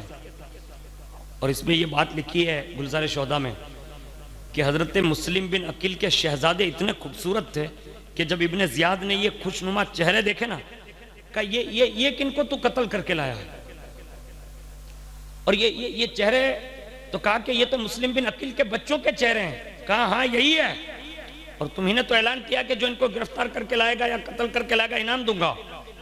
ابن زیاد بھڑک گیا اور اس نے کہا میں نے قتل کے لیے نہیں کہا تھا، گرفتاری کے لیے کہا تھا۔ اس کے بعد اس بدبخت نے جو کیا تھا نا، وہ اسے بھی بھگتنا پڑا کہ اسی وقت اسی ابن زیاد کی محفل میں ایک بندے پر نظر پڑی جس کا نام مقاتل تھا، اسے اٹھایا اور کہا تو کھڑا ہو جا۔ ابن زیاد کہتا ہے مجھے معلوم ہے کہ تیرے دل میں اہل بیت کی جو محبت چھپی ہوئی ہے، اب تو کھڑا ہو، اور اسے مخاطب کر کے کہا یہ حارث کو پکڑ، جہاں اس نے مسلم بن عقیل کے دونوں بچوں کو قتل کیا ہے تو بھی جا اور ایسے ہی قتل کر کے اس کو بھی ختم کر دے۔ وہ مقاتل کہتا ہے، جیسے باہر نکالا نا اس کو حارث کو پکڑ کر کے، وہ مقاتل کہتا ہے کہا خدا کی قسم اگر ابن زیاد مجھے پوری سلطنت بھی دے دیتا نا، مجھے اتنی خوشی نہ ہوتی جتنی مجھے حارث کے قتل کرنے میں خوشی محسوس ہوئی، کیونکہ اس بدبخت نے رسول اللہ کے بیٹوں کو قتل کیا تھا۔ وہ لے گیا اور لے جا کر جیسے ہی مقاتل نے حارث کے پیر باندھے اور اس کو برہنہ کر کے اس کو مطلب وہیں جو ہے سب کے سامنے، مطلب تب تک تو لوگ جمع ہو گئے تھے، اور اس نے لوگوں سے کہا یہ وہی بدبخت ہے جس نے حضرت مسلم کے بچوں کو قتل کیا، اب اس کا حشر بھی دیکھو کہ اس کا کیا حال ہوتا ہے۔ حضرت مقاتل نے کہا کہ تو نے حضرت مسلم کے شہزادوں کو جس انداز میں شہید کیا نا، میں بھی تجھے ایسے شہید نہیں کروں گا، بلکہ اور زیادہ تجھے سختی کے ساتھ تجھے سزا دوں گا۔ اور اس کے بعد حضرت مقاتل نے وہاں دیکھا کہ ایک غلام، ایک بیٹا اور ایک عورت پڑی ہے، تو اس کو بلایا، تو وہ عورت جو زخمی تھی نا وہ آئی، اس نے پوری داستان سنائی، اور جب پوری داستان یہ مقاتل سن چکے تو اس بیوی نے یہ کہا تھا کہ اس کو کسی حال میں چھوڑنا نہیں، حالانکہ حارث کی بیوی ہے، لیکن کہا کسی حال میں چھوڑنا نہیں، اس لیے کہ اس نے دنیا کی لالچ میں اپنا دین بھی تباہ کیا، دنیا بھی تباہ کی، اور رسول اللہ کی شفاعت سے بھی یہ محروم ہو چکا، اب اس کو چھوڑنا نہیں۔ اس کے بعد حضرت مقاتل نے نظر دوڑائی تو حضرت مسلم بن عقیل کے بچوں کا جو خون تھا نا وہ بھی نظر آیا، تو فوراً مطلب ایک تیش آیا، مطلب غصہ آیا، اور اس کے بعد اپنے غلاموں کو حکم دیا، کہا ایک کام کرو، اس خبیث کو ایسے ہی قتل نہیں کروں گا، کہا سب سے پہلے اس کے کان کاٹوں گا، اس کے ہاتھ کاٹوں گا، اس کی آنکھیں نکالوں گا، اس کے پیٹ کو چاک کروں گا، اس طرح کر کر کے اس کو زخمی کر کر کے اس کو مطلب ماروں گا۔ اور اس کے بعد انہوں نے ایسا ہی کیا، اور اس کے بعد روایت میں یہ لکھا ہے کہ آگ میں جلایا، ہاں اس بدبخت کو اس کے انجام تک پہنچایا۔ اور اس کے بعد اسی بندے نے حضرت امام مسلم رضی اللہ تعالیٰ عنہ کے بچوں کے جو سر تھے نا وہ اس کنارے پر لائے نا، تو باقاعدہ سروں کے اس لانے پر یہ کرامت ظاہر ہوئی کہ دونوں صاحبزادوں کے جسم نازنین کنارے تک آ گئے باقاعدہ، اور جو بھی زائرین جاتے ہیں انہیں معلوم ہے کہ دونوں صاحبزادوں کے مزارات آج بھی ایک دیہات ہے جس کو قریہ اولاد مسلم کہتے ہیں، اسی گاؤں کے اندر حضرت مسلم رضی اللہ تعالیٰ عنہ کے دونوں صاحبزادوں کے جو ہے مزارات بھی موجود ہیں، سینکڑوں زائرین جاتے ہیں اور وہیں سے فیوز و برکات حاصل کرتے ہیں۔ تو یہ ایک وہ پہلی عجیب و غریب داستان تھی کہ جس میں کربلا کے شہداء میں حضرت مسلم کے دونوں صاحبزادے، حضرت ہانی، یہ 4 افراد ایسے ہیں کہ جنہوں نے یہ کربلا کی داستان میں پہلی شہادت وہاں اپنی پیش کی اللہ کی بارگاہ میں۔ اور یہاں حضرت امام حسین رضی اللہ تعالیٰ عنہ مکہ شریف سے قریب ماہ ذی الحجہ شریف کے 3 تاریخ کو، جہاں حجاج کرام کا قافلہ حج ادا کرنے کے لیے بڑی تعداد میں موجود ہیں، وہیں سے 3 ذی الحجہ شریف کو مکہ کی طرف مطلب کچھ کرتی ہے، کوفہ کی طرف کچھ کرتے ہیں اور روانہ ہونے کے لیے مطلب تیاری کرتے ہیں۔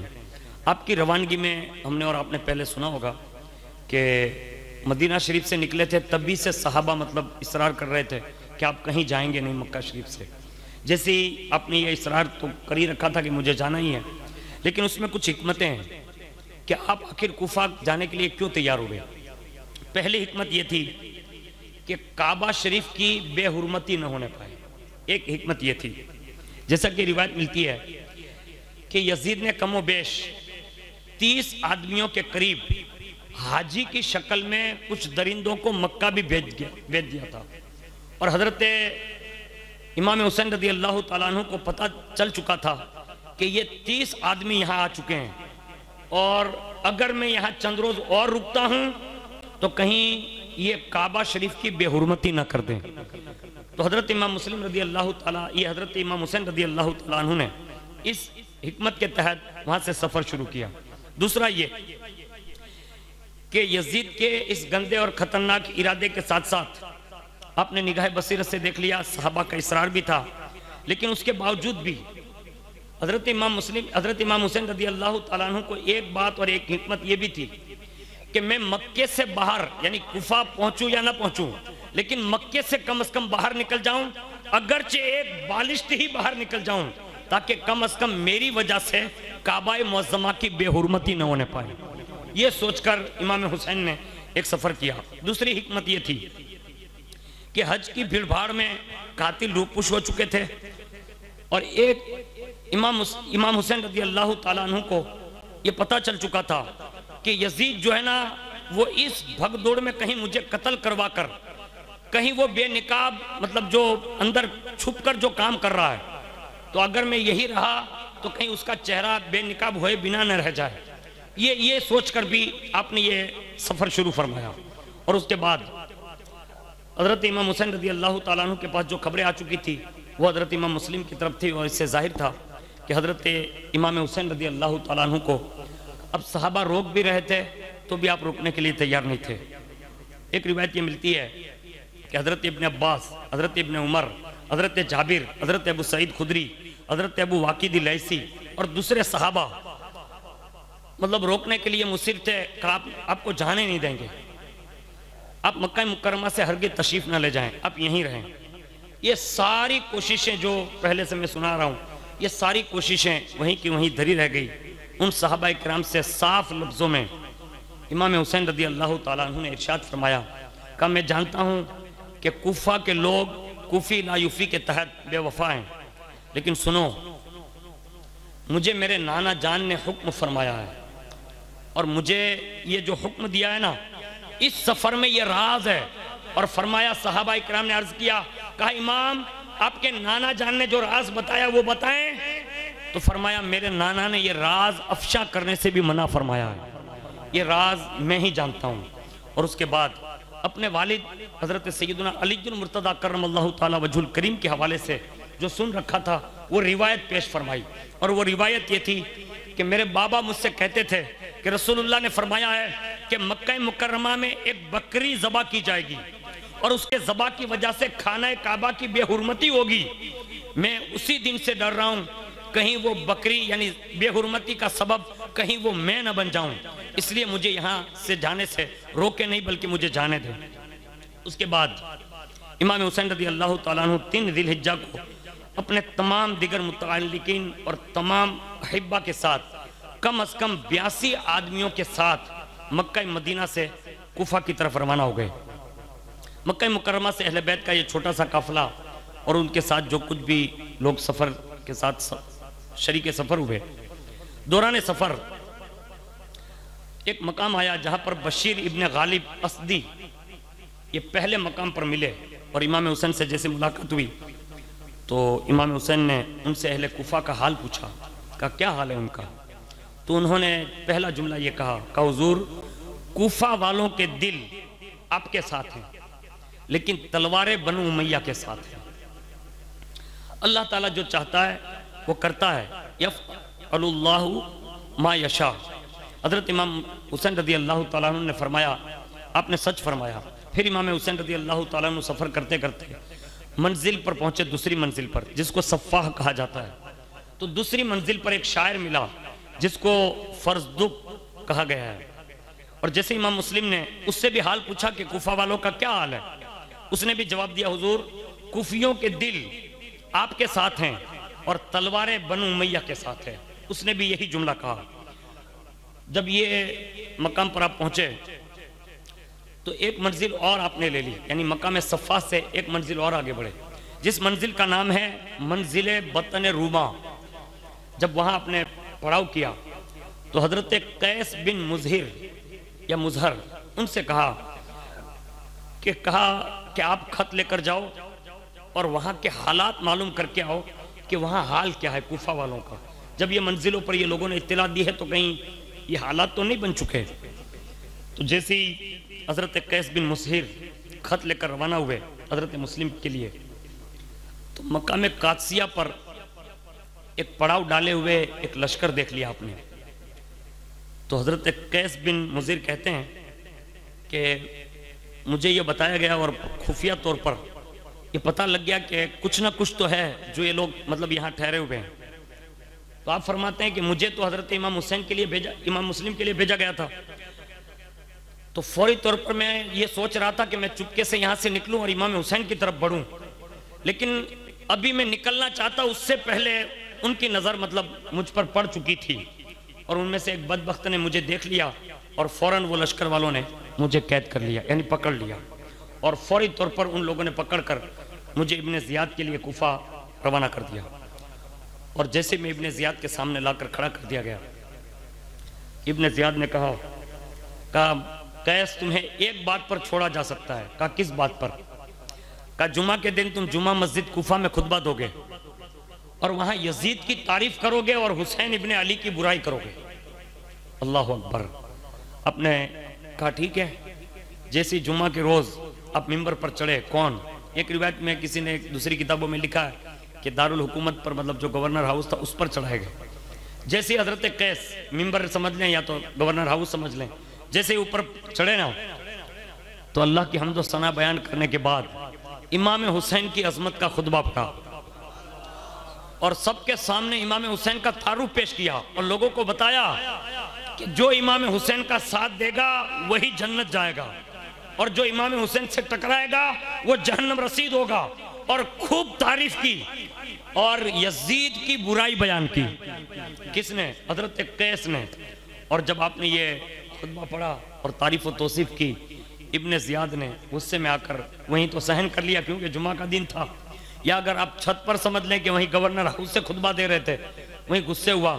اس روایت کو اگر مانتے تو اوپر سے مطلب پھینک دیا گیا آپ کو، اور اگر جمعہ کا سمجھ لیں تو پھر آپ کو لے جایا گیا اور لے جا کر آپ رضی اللہ تعالیٰ عنہ کو بھی بے دردی کے ساتھ شہید کر دیا گیا.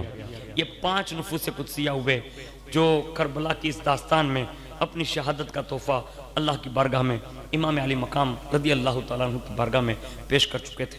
اس کے بعد امام حسین مقام روما سے آگے بڑھے، ایک کنویں پر اپنے پڑاؤ ڈالا تو وہاں حضرت عبداللہ ابن مطیع سے ملاقات ہوئی. جب انہوں نے آپ کو دیکھا تو کہا کہ ابن رسول کدھر کا ارادہ ہے؟ میرے ماں باپ آپ پر قربان. آپ نے فرمایا عبداللہ میرا ارادہ تو کوفہ جانے کا ہے اور میں نے قیس کو بھیج رکھا ہے. تو عریضہ پیش کیا، ابن رسول آپ کو حرمت اسلام، حرمت قریش، حرمت عرب کا واسطہ دیتا ہوں، آپ کوفہ نہ جائیں، آپ وہاں یقیناً شہید کر دیے جائیں گے. یعنی یہ کوفہ اتنا مطلب جو دغاباز تھا اور بے وفائی کا اتنا اس کا شہرہ ہو چکا تھا کہ آپ نہ جائیں. آپ نے فرمایا امام حسین رضی اللہ تعالیٰ عنہ نے لن یصیبنا الا ما کتب اللہ لنا، ہمیں وہی مصیبت پہنچے گی جو اللہ نے ہماری قسمت میں لکھ دی ہے. یعنی یہ مصائب و آلام کی داستان سناتے سناتے، قرآن سناتے سناتے امام حسین رضی اللہ تعالیٰ عنہ ایک منزل پر اور آگے بڑھے وہاں سے، جس کو زرود کہا جاتا ہے، اور بلندی پر ایک خیمہ لگا ہوا آپ کو نظر آیا. آپ نے معلوم کرایا کہ یہ مقام زرود پر کون ہے جس کا خیمہ لگا ہے، پتہ لگاؤ. جب پتہ لگایا نا تو حضرت زہیر وہاں قیام فرماتے جو حج کر کے واپس آ چکے تھے. یعنی اتنے ایام میں اتنا سفر امام حسین نے طے کر لیا تھا.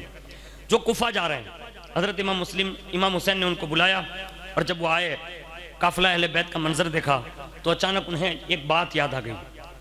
کن کو؟ حضرت زہیر کو. ان کا چہرہ خوشی کے ساتھ چمک اٹھا اور اپنے ساتھی لوگ جو تھے نا ان کو جمع کیا، اور جمع کر کے انہیں امام حسین رضی اللہ تعالیٰ عنہ کے پاس جو ہے لے جانے کے لیے ان کو تیار کیا. اور ایک روایت میں یہ ہے کہ اپنی بیوی کو بلایا اور بیوی کو بلا کر کہا تمہیں آج سے میں آزاد کرتا ہوں، تم جہاں جانا چاہتے ہو جا سکتے ہو، اس لیے کہ مجھے ایک بات یاد آ گئی ہے اور اب میرا دل اس بات کو پورا کر کے رہے گا۔ کہا وہ کیا؟ کہا اب یہ امام حسین کا جو قافلہ ہے نا، کہا ہاں، کہا آج سے میں ان کے ساتھ رہوں گا۔ یعنی اب یہ سب لوگوں کو مطلب چھوڑنے کے لیے کہہ رہے ہیں۔ تو بیوی بھی بڑی مطلب وہی اہل بیت تھی، کہا جہاں آپ رسول اللہ کے بیٹوں کے خادم بن کر ساتھ رہو گے نا، میں رسول اللہ کی بیٹیوں کی لونڈی بن کر ساتھ رہوں گی، مجھے بھی آپ ساتھ لے چلیں۔ جب امام علی مقام اس منزل پر ان سے ملاقات کر کے ساتھ میں لے کر آگے بڑھے، بعض لوگوں کا یہ کہنا ہے کہ آگے جو منزل آئی نا اس کا نام شکوک تھا، ایک منزل کا نام، اور بعض لوگوں نے اسی منزل کا نام ثعلبہ بیان کیا ہے۔ ایک شخص وہاں سے گزرا اور کوفہ سے آتا ہوا نظر آیا نا، تو آپ نے اسے تنہائی میں بلا کر کوفہ والوں کا حال بیان کیا اس بندے سے، جو بعد میں 2 منزل ہوئی نا اس پر۔ جیسے اس بندے سے پوچھا نا کہ کوفہ کا کیا حال ہے، اس منزل پر حضرت امام مسلم کی شہادت کی خبر امام حسین تک پہنچی، اور جیسی حضرت ہانی، حضرت مسلم اور دیگر جو شہادتیں ہوئی اس کا مطلب پتہ لگا، آپ نے یہ سنتے ہی انا للہ و انا الیہ راجعون پڑھا۔ ایک مرتبہ پورا مجمع محبت سے درود شریف پڑھ لیں۔ اللہم صلی علی سیدنا مولانا محمد معدن الجود والکرم وعلی آلہ واصحابہ وبارک وسلم، صلاۃ و السلام علیک یا رسول اللہ صلی اللہ تعالی علیہ وآلہ وسلم۔ جب یہ خبر آپ کو مل گئی تو حضرت مسلم بن عقیل کی ایک صاحبزادی حضرت امام مسلم کے اسی قافلے میں موجود تھی، اور آپ نے ان کے ساتھ شفقت کا مطلب ایک معمول جو پیش تھا روزانہ کا کہ آپ کی بارگاہ میں بچے حاضر ہوتے تھے، تو یہ بچیاں بھی حاضر ہوتی تھی۔ تو آپ نے محبت کا جب اظہار کیا نا، تو بچی نے کہا کہ حضور اب بار بار میرے سر پر ہاتھ پھیرتے ہیں، تو ایسا سلوک تو ہمارے خاندان میں یتیموں کے ساتھ کیا جاتا ہے۔ بس بچی کی یہ بات سنی نا تو امام حسین کی آنکھوں سے آنسو آ گئے اور فرمایا ہاں صاحبزادی، آج ابھی اور اسی منزل پر مجھے آپ کے بابا کی شہادت کی خبر بھی، آپ کے بابا شہید کر دیا گئے۔ اتنے میں بچی جو ہے امام حسین سے لپک گئی اور اس نے بابا کی جدائی کا جو غم تھا نا وہ امام حسین کے سینے پر سر رکھ کر مقبل کیا۔ اس وقت امام حسین رضی اللہ تعالیٰ عنہ نے ان کی دل افزائی کے لیے، ان کی ہمت کو اور بڑھانے کے لیے یہ جملے ارشاد فرمائے۔ حالانکہ ایک چچا زاد بھائی کی شہادت کی خبر سن کر آپ کا دل بھی بڑا غمگین تھا، لیکن بچی کو حوصلہ افزائی دیتے ہوئے فرمایا، کہا بیٹی آج سے تو مجھے اپنے بابا مسلم کی جگہ سمجھے گی، یعنی آج سے حسین تیرا باپ ہے۔ دوسرا جملہ کہا، تجھے اگر اور زیادہ ہمت نہ ملے تو میری بہن زینب جو ہے نا اسے تم ماں کی طرح سمجھنا۔ یہ حوصلہ افزائی دی، اور اس کے بعد امام حسین نے اپنے قافلے والوں کو، حضرت زینب کبریٰ اور دیگر افراد کو یہ خبر سنا دی۔ سب نے اپنے غم کا اظہار کیا، اور اس کے بعد جب وہاں سے یہ قافلہ اور آگے بڑھا، اسی سفر کے دوران ایک صبح کو حضرت زینب رضی اللہ تبارک و تعالی عنہ نے بتایا کہ بھائی میں نے ایک عجیب و غریب ایک آواز سنی ہے، اور یہ کائنات کے قافلے میں حضرت زینب کا کردار اگر موقع ملا تو میں کبھی عرض کروں گا، لیکن یہ قافلے کے 2 سالار رہے ہیں۔ ایک سالار قافلے کا نام حسین ابن علی ہے، اور اسی قافلے میں مستورات میں سالار قافلہ حضرت زینب بنت فاطمہ ہے۔ یعنی یہ بڑی شاہکار بہن رہی ہے، یعنی کائنات میں ایک بہن کیسی ہونی چاہیے وہ بھی کربلا ہمیں بتا رہی ہے۔ لیکن حضرت زینب نے جب یہ کہا نا کہ بھائی میں نے ایک آواز سنی ہے، کہا کیا؟ کہا وہ آواز یہ تھی، کوئی کہنے والا کہہ رہا تھا کہ آنکھ پوری رونے کی کوشش کر لے، آنسو بہا لے، جتنے آنسو بہانے آنسو بہا لے۔ میں نے یہ آواز سنی ہے، بھلا میرے بعد شہیدوں پر کون روئے گا؟ اس کے بعد اس گروہ پر کون آنسو بہائے گا جو وعدہ پورا کرنے جا رہا ہے؟ ان کلمات کو جب زینب کبریٰ نے سنایا نا تو امام علی مقام نے فرمایا یا اختہ زینب ذالک الذی قضا فہو قائن، اے میری بہن سن، جو بات قضا اور قدر میں لکھی جا چکی ہے وہ ضرور ہو کر رہے گی۔ یعنی بہن سے تقدیر کے معاملے میں یہ جملہ ارشاد فرمایا۔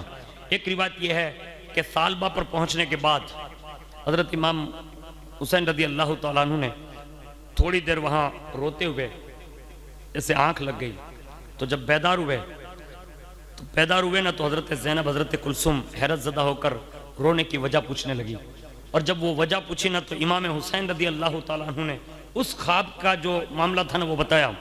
فرمایا ابھی نانا جان کو میں نے خواب میں دیکھا ہے، ایسا پتا چل رہا ہے کہ میرا امام جہاں جہاں جا رہا ہے نا نانا بھی ساتھ ساتھ چل رہے ہیں، یعنی یہ امام حسین کی یہ نگہبانی ہے۔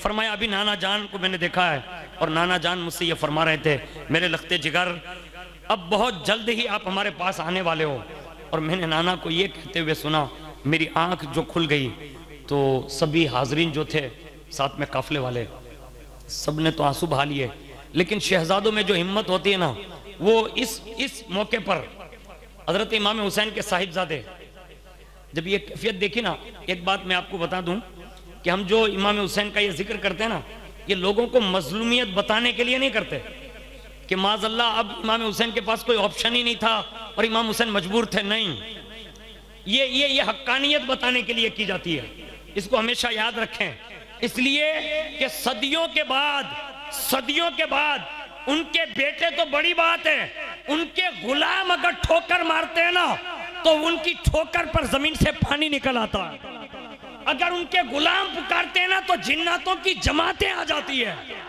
اور ایک بات کہہ دوں، اگر میرا امام اس حال میں اگر فرشتوں کو آواز دے دیتا نا تو اللہ اپنی رحمت سے فرشتوں کی فوجیں بھی بھیج دیتا، لیکن یہ مظلومیت نہیں ہے، اس کا اندازہ میں آپ کو بتا رہا ہوں، کیفیت بڑی ہے اور بڑے حالات بھی ہیں، لیکن اس کے باوجود بھی جب سب رونے لگے نا تو شہزادے علی اکبر کھڑے ہوئے اور اپنے بابا کی بارگاہ میں ایک عرضی پیش کی۔ سب سے پہلا سوال، کبھی کبھی حالات ایسے بنتے ہیں نا تو کسی کے دل میں بھی یہ بات ابھر کر آتی ہے، لیکن شہزادے نے جو سوال کیا نا وہ ہمیں اس دور کے حالات سے بھی، جو لوگ مطلب کبھی کبھی اس حالات کو دیکھتے یہ کہتے ہیں کہ یہ مولانا غلط ہے کہ وہ لوگ صحیح ہے، یعنی کبھی کبھی ایسی پوزیشن بنتی ہے لوگوں کی، لیکن وہ مسئلہ بھی حضرت علی اکبر نے حل کر دیا یہ جگہ پر، یعنی یہ مقام ثعلبہ پر جب سب رونے لگے نا تو حضرت علی اکبر کھڑے ہوئے اور سب سے پہلا سوال کیا، کہا بابا ایک بات عرض کروں؟ کہا ہاں بیٹے، کہا ہم حق پر ہیں؟ یہ جملہ کہا، 5 شہادتوں کی جو خبر آئی اور یہ حالات اور یہ خواب، کہا ہم حق پر ہیں؟ کون پوچھ رہا ہے؟ امام حسین کا بیٹا، اور جواب بھی امام حسین دے رہے ہیں، کہا علی اکبر ہاں ہم ہی حق پر ہیں، یعنی یہ جو کچھ کر رہے ہیں لوگ وہ حق پر نہیں، ہم حق پر ہیں۔ اور جب یہ جملہ کہا امام حسین نے ہم حق پر ہیں، برجستہ علی اکبر نے جواب دیا، کہا بابا جب ہم حق پر ہیں تو اب جو ہوگا دیکھا جائے گا، اگر گردنیں کاٹنی پڑے تو گردنیں دینے کے لیے علی اکبر تیار ہے، اب پیچھے قافلہ نہیں جائے گا، آگے بڑھے گا۔ یہ حضرت علی اکبر کی جرات مندی ہے، اور کہہ دیا کہا حضور گھبرائے نہیں، گھر والوں سے بھی کہا گھبرائے نہیں، جو ہوگا دیکھا جائے گا، آگے بڑھے۔ امام حسین رضی اللہ تعالی عنہ منزل سورات، ثعلبہ سے سورات تک پہنچے، اور سورات سے ابھی کچھ آگے ہی بڑھ رہے تھے نا کہ دوپہر کے وقت حور بن یزید کا لشکر جو ہے سامنے نظر ہے، تو فرمایا کہ دیکھو، 4 بندوں کو بھیجا، کہا پوچھو یہ کیوں آئے؟ اتنے میں تو وہ قافلہ آگے بڑھا، اور جب معلوم کیا گیا کہ یہ لشکر کس کا ہے تو پتہ چلا کہ حور آئے ہیں اور حضیر خدمت مطلب ہونا چاہتے ہیں۔ آپ نے ان کو دیکھ کر فرمایا یا حورو النا ام علینا، یعنی یہ حور یہ لشکر ہماری مدد کے لیے ہیں یا ہمیں گرفتار کرنے کے لیے ہیں؟ جیسے حضرت حور سے ملاقات ہوئی، جواب دیا حضور یہ لشکر ابن زیاد کی طرف سے آیا ہوا ہے، اور آپ کا محاصرہ یعنی آپ کو قید کرنے کے لیے، لڑنے کے لیے نہیں آیا، بس میرے ذمہ ایک کام ہے کہ میں آپ کو کوفہ کے دروازے تک پہنچا دوں۔ یہ جملہ کہا حضرت حور نے۔ اتنے میں ظہر کی نماز کا وقت ہی تھا، تو امام حسین رضی اللہ تعالیٰ نے فرمایا حور جاؤ اپنے لشکر کے ساتھ نماز پڑھو، تب تک ہم اپنے لوگوں کے ساتھ نماز پڑھتے ہیں۔ تو حضرت حور نے کہا حضور کیا میں مسلمان نہیں ہوں؟ یہ جملہ کہا، کیا میں مسلمان نہیں ہوں؟ آپ یہ کہہ رہے ہیں کہ میں الگ سے نماز پڑھوں، آپ الگ سے نماز پڑھیں گے؟ میرا پورا لشکر بھی آپ کی اقتداء میں نماز پڑھے گا۔ یہ حضرت حور کی محبت کی ایک نشانی جو پہلے ظاہر ہوئی، اور اس کے بعد جب نماز ختم ہو گئی تو اپنا اپنا لشکر دونوں الگ الگ ہو گئے، اور نماز سے فارغ ہو کر ایک فصیح اور بلیغ تقریر آپ نے فرمائی حور اور ان کے ساتھیوں کے درمیان۔ جب حور نے یہ بات سنی نا، امام حسین کی تقریر سن لی، تو کہا حضور آپ جو بات کر رہے ہیں تقریر کے دوران، تو یہ اس معاملے میں مجھے کچھ بھی پتا نہیں ہے۔ تو کہا حور میں تیرے مجمع میں ایسے لوگوں کے نام جانتا ہوں جنہوں نے مجھے خط لکھے ہیں، اور میں ان کا نام دیتا ہوں۔ آپ نے جب نام دیے نا جو موجودہ شخص تھے ان میں، تو کہا اس نے خط لکھا ہے، فلاں نے خط لکھا ہے، فلاں نے خط لکھا ہے، اور باقاعدہ تھیلی منگا کر خطوں کی مطلب الٹ دی۔ کہا حور یہ لوگوں نے مجھے اتنے خط لکھے ہیں۔ حور نے کہا حضور میں اس معاملے میں بے خبر ہوں، مجھے کچھ پتا نہیں ہے۔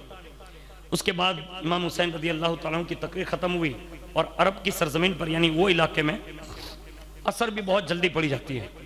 تھوڑی دیر ہوئی تو عصر کا وقت ہوا، نماز عصر ادا فرمائی گئی، اور جیسے نماز عصر ادا کی گئی اچانک ایک اونٹ سوار وہاں سے مطلب دوڑتا ہوا آ رہا تھا، اور ابن زیاد کا وہ خط لے کر آیا حور کے نام، جس کا مضمون یہ تھا جو ابن زیاد کی طرف سے آیا تھا، جس میں پہلا جملہ یہ تھا جہاں میرا یہ حکم تمہیں ملے حور، حسین ابن علی کو وہیں روک لینا، اور کوشش کر کے ایسی جگہ ٹھہرانا جہاں نہ پانی ملے نہ گھاس کا نام و نشان ہو۔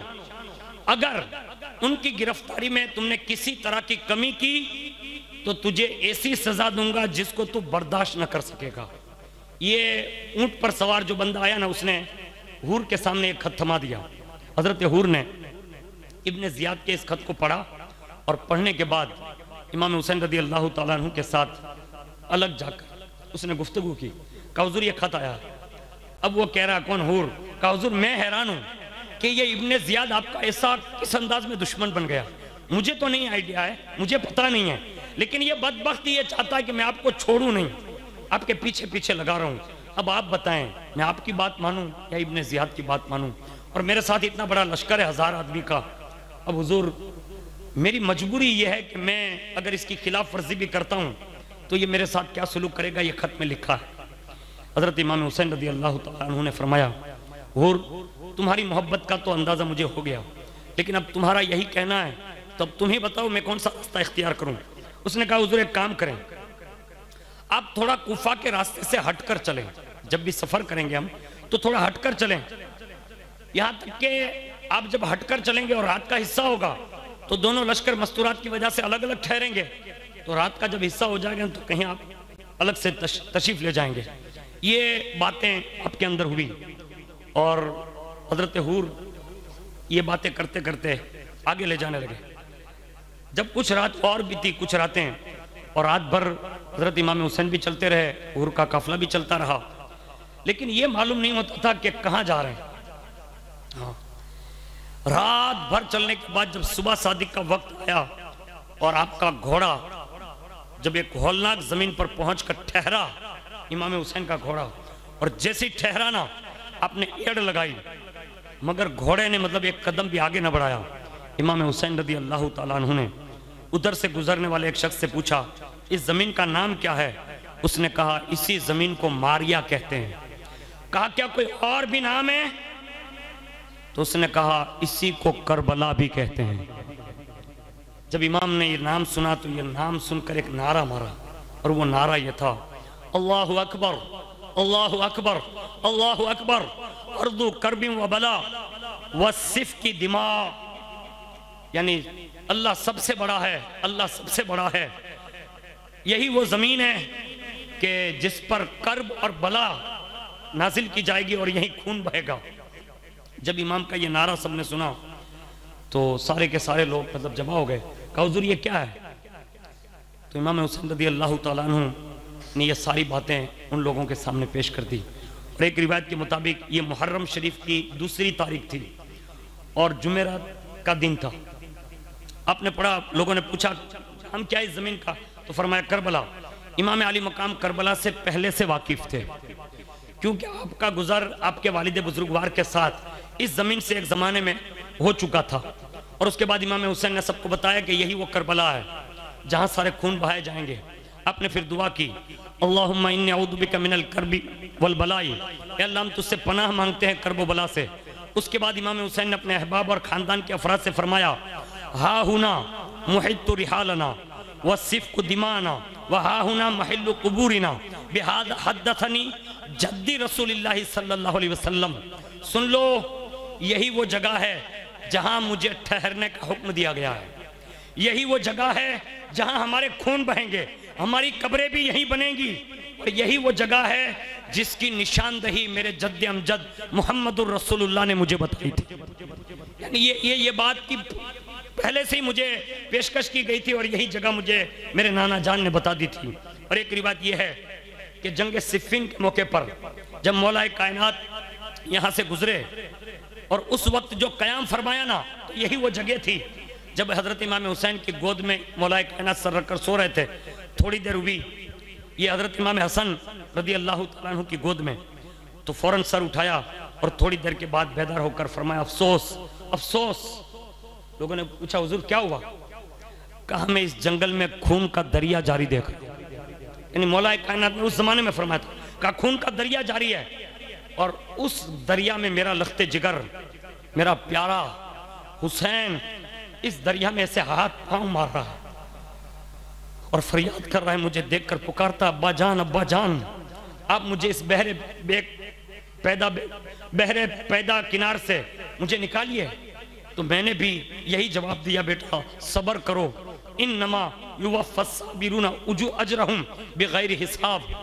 یہ فرما کر آپ نے اپنے ساتھیوں سے فرمایا، اب اونٹوں کو بٹھا دو، سامان تیار کر لو اور یہیں خیمے لگا دو۔ امام حسین نے یہ خواب سنایا اپنے بابا کا اور کہا کہ اب یہیں خیمے لگا دو۔ ایک روایت ملتی ہے کہ ساتھیوں نے جب خیمہ لگانے کے لیے میدان کربلا میں کوئی پتھر ہٹایا تو پتھر اٹھاتے ہی نیچے سے خون کے فوارے شروع ہو گئے، اور اسی خون زدہ زمین میں میخیں گاڑی گئی، زمین سے تازہ خون نکلا۔ اگر کسی درخت کی شاخ توڑی جاتی تھی تو اس سے بھی تازہ خون ٹپکتا تھا۔ اور تھوڑی دیر ہوئی تو ایک آندھی چلی، تھوڑی دیر میں یعنی ہوا چلی، اور جب ہوا کی آندھی چلی تو امام حسین کے گیسو انور جو تھے نا، یعنی بال مبارک، اس پہ مطلب وہ گرد اڑنے لگی۔ حضرت کلثوم رضی اللہ تعالیٰ عنہ ام کلثوم ساتھ میں تھیں، جب انہوں نے یہ کیفیت دیکھی نا اپنے بھائی کی تو فرمانے لگی، بھائی جان یہ جنگل میں مجھے وحشت محسوس ہوتی ہے، مجھے معلوم ہوتا ہے کہ یہاں میں رکنا نہیں چاہیے، یہاں سے میں نکل جانا چاہیے۔ جیسے یہ بہن نے کہا انہیں تسلی دی۔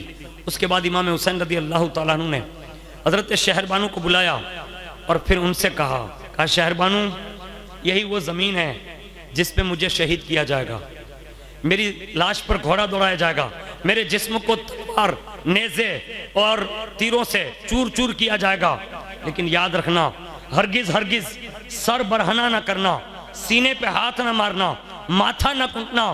میرے نانا جان نے فرمایا ہے، جس نے رخسار پیٹے، گریبان چاک کیا، جہالت کے جملے کہے، وہ حضور نے فرمایا وہ ہمارے میں سے نہیں ہے۔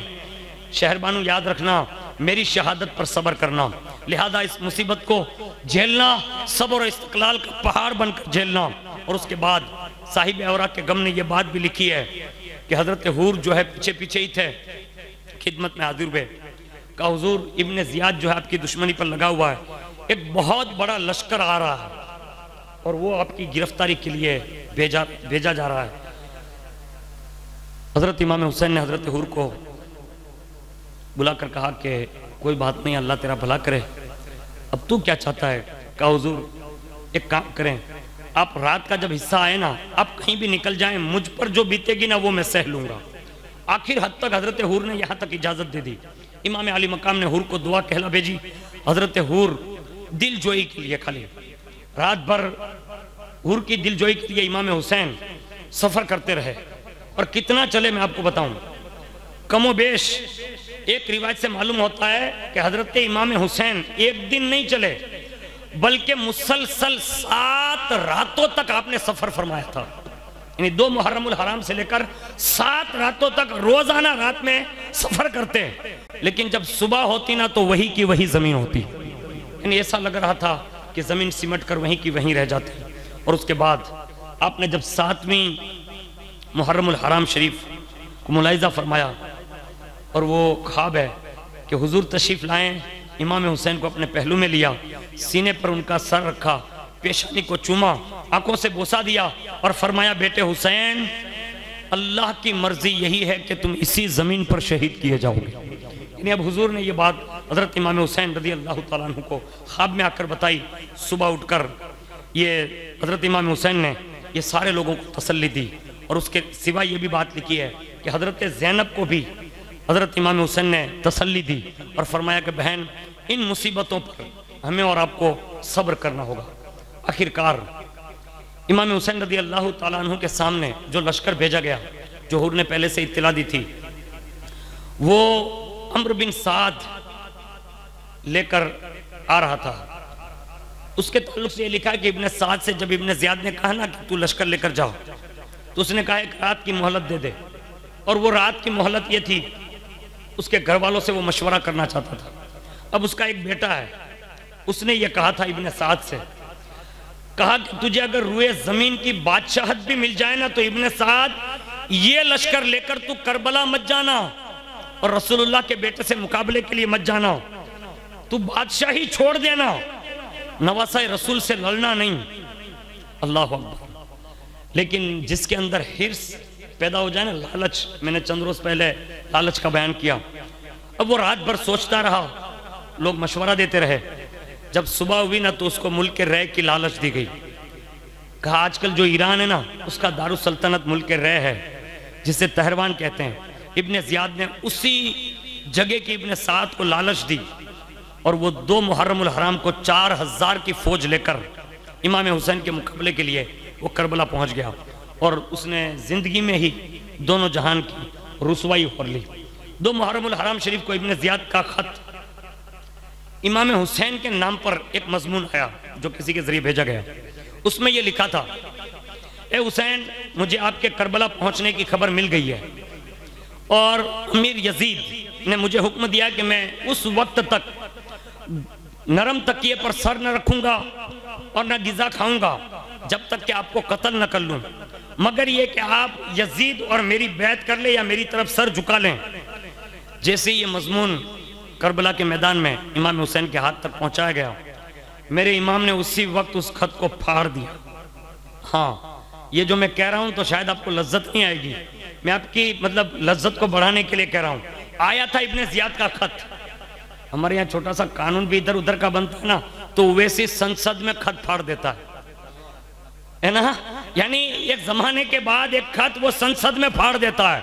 کربلا کا تاجدار ابن زیاد کا خط پھاڑ دیتا ہے، اور بتا رہا ہے کہ حرارت ایمانی جس کے اندر ہوگی نا، وہ پھر کسی کے خط کی پرواہ نہیں کرتا۔ ایسے مضمون پڑا، پھاڑ دیا، پھینکا، اور پھر آپ نے فرمایا وہ قوم کبھی کامیاب نہیں ہو سکتی جو اللہ کی ناراضگی کے بدلے میں لوگوں کی خوشی خرید لے۔ یہ امام حسین کا تاریخی جملہ ہے۔ آج ہمارے یہاں جو سچ بیان نہیں ہوتا نا، اس کی وجہ بھی ایک یہ ہے کہ لوگ لوگوں کی خوشی چاہتے ہیں، کہ بس لوگ واہ واہ کریں، تقریر بہت زوردار ہوئی۔ نہیں، یہ امام حسین نے کہا تھا کہ اللہ تعالیٰ کبھی بھی اس قوم کو کامیاب نہیں کرتا جو اللہ کی ناراضگی کے بدلے لوگوں کی خوشی خریدتے ہیں۔ اور اس کے بعد اپنے قاصد سے فرمایا، مردود ابن زیاد سے جا کر کہہ دینا، یہ کہا ابن زیاد سے جا کر کہہ دینا اس خط کا جواب میرے پاس انکار کے سوا کچھ بھی نہیں ہے۔ اور ایک روایت یہ ملتی ہے کہ ابن سعد اپنا لشکر لے کر جب کربلا پہنچا تو امام حسین رضی اللہ تعالیٰ عنہ نے اسے بھی تنہائی میں بلایا اور اسے بھی سمجھایا۔ اور کیا سمجھایا؟ آخرت کی باتیں بتائیں، آخرت کے فائدے بتائے، اپنے جنتی جوان ہونے کا ذکر کیا، اپنی والدہ کی شان بیان کی۔ اور کیا بیان کی معلوم ہے امام حسین نے؟ کیا بیان کی؟ ارشاد فرمایا، ابن سعد تو نہیں جانتا، میری ماں جب قیامت کے دن بھی آئے گی نا تو 70,000 حوروں کی جرمٹ میں آئے گی، اور اہل محشر سے یہ کہا جائے گا، کہا تم سر جھکا لو، آنکھیں بند کر لو، پل صراط سے فاطمہ بنت محمد کا گزر ہونے والا ہے۔ یعنی اس انداز میں امام حسین نے ابن سعد کو سمجھایا۔ لیکن یہ وہی بندہ ہے جو میں نے ابھی پہلے عرض کیا۔ آخر کار حضرت سیدنا امام حسین رضی اللہ تعالیٰ عنہ نے 2 محرم الحرام سے 6 محرم الحرام تک یہ سلسلہ جاری رکھا، یعنی 2 محرم سے 6 محرم تک۔ اور 7ویں محرم کو ابن زیاد کا ایک خط اور آیا جو ابن زیاد کا ابن سعد کے نام پر تھا، جس پر یہ لکھا ہوا تھا فَحَلُّ بَيْنَ الْحُسَيْنِ وَأَصْحَابِهِ مِنَ الْمَاءِ وَلَا يَذُوقُ مِنْهُ قَطْرَةً كَمَا سُنِيَ بِالتَّقِي الزکی المظلوم امیر المؤمنین عثمان بن عفان۔ اس میں یہ مضمون تھا جس کا مفہوم یہ تھا کہ ابن سعد حسین اور ان کے ساتھیوں کے درمیان حائل ہو جاؤ اور ان پر پانی بند کر دو، ایک قطرہ بھی وہ نہ پی سکیں، اور اسی طرح ان پر پانی بند کر دینا جیسا عثمان بن عفان پر پانی بند کیا گیا تھا۔ اس طرح کا خط ابن زیاد کا ابن سعد کے نام آیا۔ اس پر ابن سعد نے عمرو بن حجاج کو 500 سواروں کے لشکر کے ساتھ اس کو افسر مقرر کیا اور دریائے فرات پر اس نے پہرا بٹھا دیا۔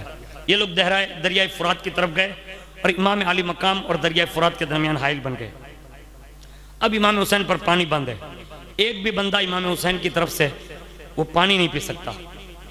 اس کے بعد جب یہ پانی بند کر دیا گیا تو ایک بدبخت اور امام حسین کے سامنے آیا جس کا نام عبداللہ ابن حسین ازدی تھا۔ وہ آگے بڑھا اور اس نے کہا پکار کر، اے حسین دیکھتے ہو پانی فضائے آسمانی کی طرح مجھے مار رہا ہے، لیکن خدا کی قسم تمہیں اس سے ایک قطرہ بھی نصیب نہیں ہوگا، اسی طرح معاذ اللہ پیاسے مر جاؤ گے۔ امام حسین نے جب یہ سنا نا تو ایسے ہاتھ بلند کیے بارگاہ رب العزت میں اور ایسے ہاتھ اٹھا کر کہا اللہم اقتلوہ عطشانا ولا تغفر لہو ابدا، اے اللہ اس کو پیاسا مار، یعنی پیاس کی حالت میں مار اور اس کو کبھی نہ بخشنا۔ جس نے مجھ سے یہ کہا اسے کبھی نہ بخشنا۔ اس عبداللہ کے بارے میں کہا جاتا ہے کہ اس گستاخی کے بعد اسی کا ایک بندہ بیان کرتا ہے کہ حمید بن مسلم کہتے ہیں کہ میں نے اس کو دیکھا کہ اللہ کی عزت کی قسم اس خبیث کی یہ حالت تھی کہ پیاس اتنی لگتی تھی کہ چلاتا تھا، لیکن پانی جب منہ کے پاس لے جاتا تھا نا تو گھر گھرا کر کے واپس باہر نکل جاتا تھا۔ یعنی اسی حالت میں وہ پانی کرتے سیراب نہ ہو سکا، وہیں وہ دنیا میں ایسے ہی امام حسین رضی اللہ تعالیٰ عنہ کی اس دعا کی زد میں آ کر دنیا سے ختم ہو گیا۔ اس کے بعد ایک روایت یہ ہے حضرت بریر بن حضیر حمدانی جو اس زمانے کے بڑے عابد تھے، زاہد تھے، امام حسین سے اجازت لے کر عمرو بن سعد کے پاس آئے اور اس کے خیمے میں داخل ہو گئے، اور خیمے میں داخل ہو کر بغیر سلام کیے ہوئے ابن سعد سے ملاقات کی۔ ابن سعد نے کہا کہ آپ نے مجھے سلام نہیں کیا، کیا مجھے مسلمان نہیں سمجھتے؟ تو اس پر حضرت بریر نے فرمایا، حضور نے فرمایا ہے المسلم من سلم المسلمون من لسانی و یدی، مسلمان وہ ہے جس کے ہاتھ اور زبان سے مسلمان سلامت رہیں۔ کیا مسلمان فرزند رسول کا دشمن ہو سکتا ہے؟ یعنی تو اپنے آپ کو جو مسلمان بنا رہا ہے تو کیا کوئی مسلمان رسول اللہ کے بیٹوں کا دشمن ہو سکتا ہے؟ اور تو مجھ سے پوچھ رہا ہے کہ میں مسلمان ہوں کہ نہیں؟ تف ہے تیرے دعوی اسلام پر، غضب ہو خدا کا تجھ پر، نہر فرات پر تو نے پہرا بٹھا دیا اور امام حسین کے لیے تو نے پانی بند کر دیا، اور اہل بیت اطہار کے بچوں کو تو نے پیاسا رکھنا چاہا۔ اللہ اکبر۔ اور پھر کہا کنہوں نے؟ یہ حضرت بریر نے کہا تو کس کا بیٹا ہے یہ تو سوچ، یہ یاد دلائے اس کو۔ کہا تو سعد ابن ابی وقاص کا بیٹا ہے جس کے لیے حضور یہ کہتے تھے اے سعد تجھ پر میرے ماں باپ قربان، تو ان کا بیٹا ہے یہ تو سوچ کہ تو نے یہ پانی پر پہرا بٹھا رکھا ہے۔ اتنا سب کچھ یاد دلایا نا، پھر بھی ابن سعد نے سنی انسنی کر دی۔ دنیا تھی نا، اس نے کیا کہا معلوم ہے؟ کہا آپ جو کچھ کہہ رہے ہیں میں سب جانتا ہوں، یہ لکھا ہوا اس میں، کہا آپ جو کہہ رہے ہیں وہ سب میں جانتا ہوں، لیکن حکومت جو رائے کی ہے نا وہ مجھے بڑی پسند ہے۔ اور پھر کہا تو ان کا مقابلہ کرے گا؟ تو اس نے دوسرا جملہ کہا مقابلے کے سوا اب کوئی صورت مجھے نظر نہیں آتی، یعنی اب مقابلہ ہوگا۔ اللہ اکبر۔ ان تمام واقعات جو ہو رہے تھے، باتیں ہو رہی تھی ابھی، شمر ذی الجوشن جو اس زمانے کا بدترین شخص تھا، اس نے ابن زیاد کو خبر بھیجی، ابن سعد کو لکھا، ابن زیاد کو جس کا مضمون یہ تھا کہ میں نے تمہیں اس لیے نہیں بھیجا کہ تم حسین کو مہلت دیتے رہو، ان کے سفارشی بن جاؤ، ان کی بقا اور سلامتی کے راستے تلاش کرو۔